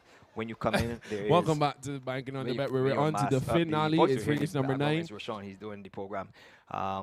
There's as I said, the hand sanitizers are strategically stationed whenever you come in, on either side. As I was saying, this is race number 9. It's the Nicodemus handicap. It's run at 1,000 meters for 3-year-olds and older maidens. We have a number of scratches. Number 3, 10, 11, 14, 15, 16, and 18. Number 1 is Golden Touch. She's a 3-year-old chestnut filly. Everyone by Aristidemus out of Golden Moments. Area by 1 is the damn sire. Rashad Knight's aboard. He puts 12 pounds overweight, 115 pounds. Number 2 is Watch Me Slew Them. In a town tie, Shaquille Banami Rice, he claims 7, 103 pounds. Number 4 is Shooting Star. In a town tie, Matthew Badal aboard, 115 pounds. That is 12 pounds overweight. Number 5 is Show the Money, making his Barbadian debut. The Great Britain Bride is ridden by Rashid Hughes, 130 pounds blinkers and a town tie. Horse number 6 is Pin Jara, ridden by Afri Ward, 128 pounds. 7 is Future Star in blinkers. Gerald Beckles aboard. He puts 8 pounds overweight, 115 pounds. 1, 2 is goal. Is horse number 8 in Advisor. Lester Edwards aboard, 116 pounds. Number 9 is Classified Cat. This debutante is a 4-year-old brown daughter of My Cat Gone West, out of the Bandsman Mare Bandana Day. She's ridden by Daria Dalrymple, who puts 7 pounds overweight, 117 pounds. Honey Jazz. It's horse number 12 in blinkers. Eric Daniels aboard. He claims 5, 116 pounds. Pitton's Punch is horse number 13 in blinkers on its own tie. Enrico Prescott aboard, 120 pounds after claiming 5. Number 17, Caribbean Dreaming. Ridden by Namario Bino, 125 pounds. And the final starter is horse number 19, Red Indian, the second here from Mr. Mark Goodrich QC. He's a 5-year-old chestnut son of Janak and the NASCAR dancer Mir Crystal dancer. For his debut, he will wear blinkers and a tongue tie and is ridden by Deshaun Bino, who claims 7 and puts up when you do 8, something that you love, 111 pounds. yeah, when you do something that you love, Andy, Parry 4 cash, money straight fat to becomes super fat to high 5, and it's the final leg of the Soca 6. I'll take number 4, Shooting Star. This filly just came from behind, very classy animals of her crop, and that is Deja Vu and Semper Fi. She's cut Sabat now where her best race has been 1,000 meters, 115 pounds. That's not too bad. I'll take her on top. On my second line, I'll take number 8, One Toot is Go. Seen last running behind Seeking Adventure, but in front of Sir Jimmy right before he was second in the spa sprint. We saw Sir Jimmy fail to hit the board today, but I think that in this company at the weight of 116 pounds, One Toot is Go. Yes, most definitely. Actually, the favorite show, the money, will be tough to beat. On my third line, I'll take number 1, Golden Touch. This first-time starter has a little whispers about him. Rashad Knight is aboard. They say this one works pretty quickly from the inside, and 5 furlongs flat should be well suited. On my fourth line, I'll take number 5, Show the Money, coming over with some experience from Great Britain. Yes, Andy, most definitely. And what I want to Not do much for me to talk home about, but Rashid Rasheed Hughes comes aboard, another one who is a talk of the town, and he is the favorite, so I'm going to just put him here out of sheer respect. And on my fifth line to round out the high 5, I'll take number 12, Honey Jazz, shows some good speed on debut before ultimately fading to last that field of 4 behind Kazaya, 116 pounds, so she can flash that speed again. She will be one to watch. So 4, 8, 1, 5, 12. That's it for me. And on behalf of myself and Lyndon Yard, thank you for being with us here for the 70th Barbados Guineas. I hope you had a fantastic day. Hope to see you again on November 21st, where you'll see the second leg of the Barbados Triple Crown, the Midsummer Classic, where Deja Vu will hope to take the second jewel of the Triple Crown. Godspeed. Eyes have been deceiving me. I want to wish the young lady, I like to call her the young lady, all the best as she celebrates another milestone on this, her birthday.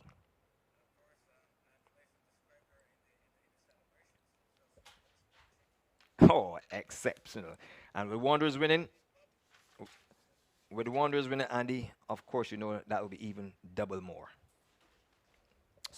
Okay, so yes, for sure, Andy. And the loading process is going on as I speak to you. The brightest thing at the garrison is the ambulance light flicking away in the distance, the red and blue. So it's that dark, and there are going to be several colors that may be difficult to pick up. The black and gray of Future Star. I can tell you that Golden Touch is drawn number 1. Actually, just flicking the books here. Unfortunately, at this time, Andy, we can't even afford to turn on the lights in the commentary box. It is dark, but the reflection off the window where it doesn't allow to see the horses. So there's every good opportunity. I'll probably just call this one off the television monitor. The problem with that is that you're only allowed to see the first 4 horses. 7-1 on horse number 1 on Golden Touch. Watch Me Slew Them. And the turquoise blue of Mr. Ronald Oliver is in at just waiting for the board to change. And it's a good thing they're only going 5 flat. 58-1. Horse number 4, Shooting Star, and the shocking pink. We can't miss that. 4-1, 6-1 with Matthew Badal up. I don't have the weights for you. Show the Money. This is at 2-1. This is the favorite. And 2 in here from Mark Goodrich, so we'll have to get them right. And I think that Show the Money is at 2-1, wearing the black cap. Stablemate Red Indian on the outside wears the blue cap. And having not raced before, you don't expect this one to feature unless there's a shocker in store. In the orange is the St. Lucian horse number 13. And I'm sure that will be Piton Sponge. In at 14-1, Honey Jazz. My good friend Jerry Allen. I'm going to get a report from him on his thoughts on the new track. In at 4-1. I want to thank Bert for assisting me. I looked on the others. Still outside is Red Indian. Give me some odds on Red Indian horse number 19. 74-1. Andy, do you have a berry you can raise you on that one?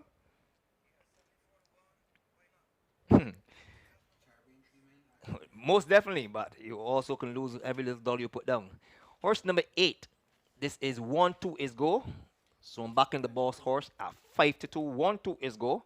Shouldn't be difficult to pick up this one in the green. There's still several outside giving trouble. Sam Lal Singh. They have another one in here. And that one is Pink Jara, horse number 6.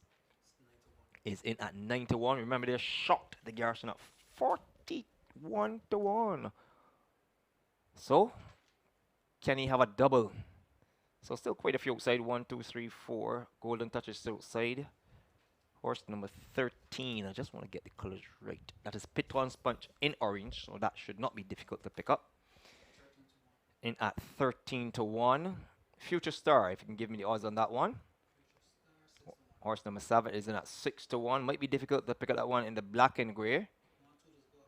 1, 2 to go remains at 5 to 2. Horse number 17 in the royal blue with the yellow. This is Caribbean Dreaming from all the way down in St. Lucia at 24 to 1. So some wagering has gone down on that one. And if we can just get a time check there, 1744. Just trying to compare back towards the Gold Cup, which was run at 5 minutes to 6 o'clock. So, and then remember, it's this time of the year, so it gets darker a lot quicker. Still outside the Shooting Star, the jockey is off. And all this time, we only have 2 horses loaded. Oh my. And a thick crowd is assembled to the left, of the starting stalls. If you take that left, you'll be going up to Hearts Gap. I'm sure there's a party going on at Wanderers. And my good friend Harold Eastman, I'm sure he's made his way to the Garrison. Just a stone throw away. And he was pulled out of his intended date at the Garrison by Ezra Stewart to do the honors at Darrell's Road. So I'm sure he's made his way down here. Horse number 19, Red Indian, is now coming forward. Still 2 inside. Still the ambulance light flicking blue and red.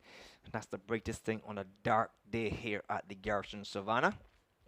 And the loading process absolutely slow. So I think it's hard decisions, tough decision time for starter Mark Batson. He will have to wear the strores to get the permission to withdraw any horse that is given trouble. And the others are walking around quietly. Honey Jazz. Horse, this is Piton's Punch.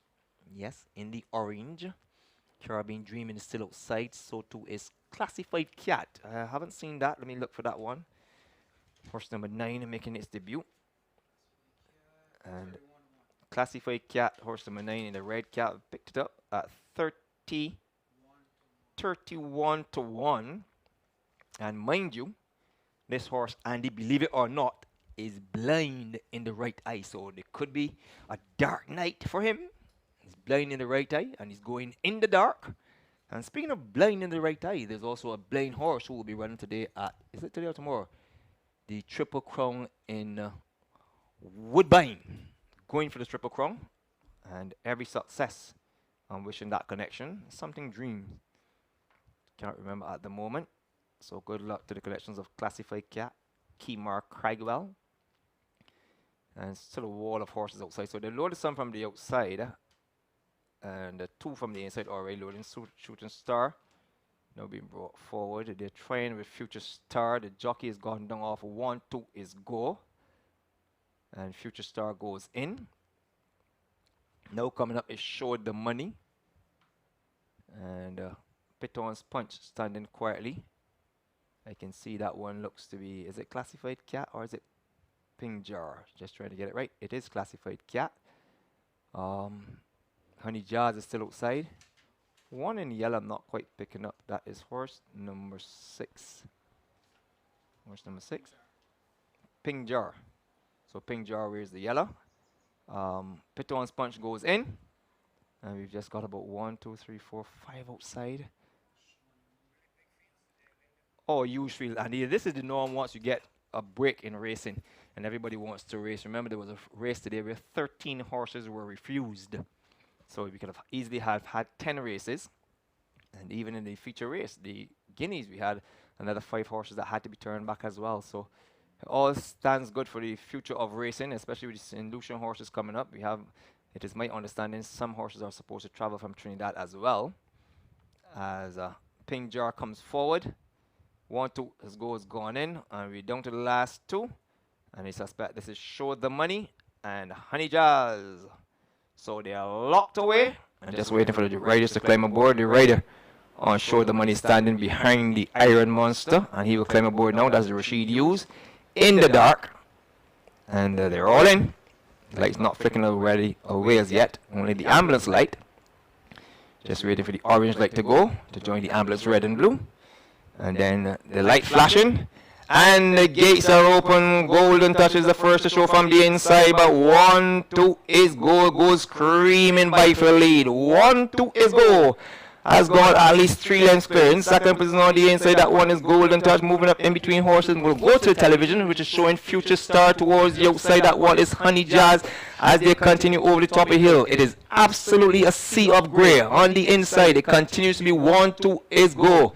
Clear by 3.5. In second position, that one is Golden Touch. Honey Jazz goes in the second position.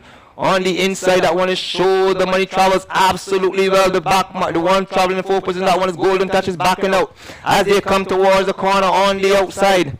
And the one showing in between horses, the white face of Show the Money there into the home stretch in the cloud of the dust. It is Show the Money. The TV goes absolutely blurred, but it is Show the Money. I'm going to look down straight and see if I can pick them up. Show the Money on the outside. Honey Jazz, Show the Money on Honey Jazz. Show the Money, Honey Jazz on the inside. Here comes Petrol's Punch to snatch it. Oh my golly, Petrol's Punch came out of solution from Gorzy Later and snatched it in the dark. I can tell you the final time is 58 and 2. Western in Barbados is alive and well. In a moment, I'll reach out for you.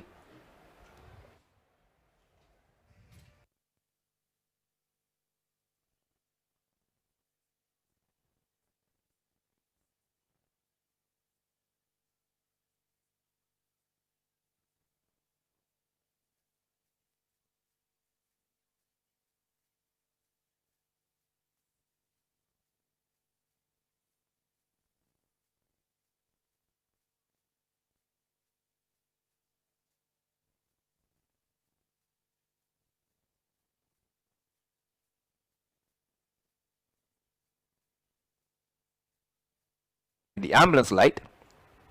Just waiting for the orange light to go to join the ambulance red and blue. And then the light flashing. And the gates are open. Golden Touch is the first to show from the inside. But 1-2 is go. Goes screaming by for the lead. 1-2 is go. Has got at least 3 lengths clear. In second position on the inside, that one is Golden Touch moving up in between horses. We'll go to the television, which is showing Future Star towards the outside. That one is Honey Jazz as they continue over the top of the hill. It is absolutely a sea of grey. On the inside, it continues to be 1-2 is go. Clear by 3.5. In second position, that one is Golden Touch. Honey Jazz goes in the second position. On the inside, that one is Show the Money travels absolutely well. The back, the one traveling in fourth position, that one is Golden Touch is backing out as they come towards the corner on the outside. And the one showing in between horses, the white face of Show the Money there into the home stretch in the cloud of the dust. It is Show the Money. The TV goes absolutely blurred, but it is Show the Money. I'm going to look down straight and see if I can pick them up. Show the Money on the outside. Honey Jazz, Show the Money on Honey Jazz. Show the Money, Honey Jazz on the inside. Here comes Petrol's Punch to snatch it. Oh my golly, Petrol's Punch came out of solution from Gorzy Later and snatched it in the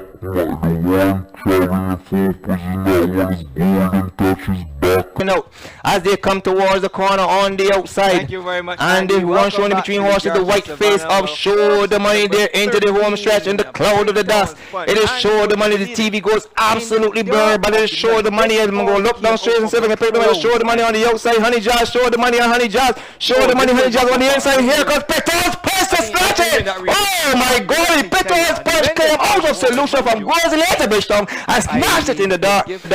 I can tell you the final time is 50. The ambulance red and blue. And then the light flashing. And the gates are open. Golden Touch is the first to show from the inside. But 1-2 is go. Goes screaming by for the lead. 1-2 is go. The ambulance red and blue. And then the light flashing. And the gates are open. Golden Touch is the first to show from the inside. But 1-2 is go. Goes screaming by for the lead. 1-2 is go. The ambulance red and blue. And then the flashing. Then the light flashing. Then the light flashing. And the gates are open. Golden Touch is the first to show from the inside. But 1-2 is go. Goes screaming by for the lead. 1-2 is go.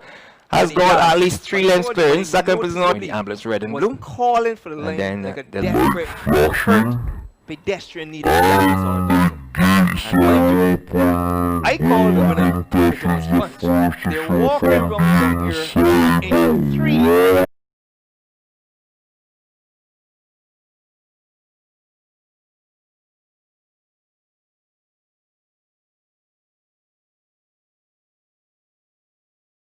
The money, I believe they got this money.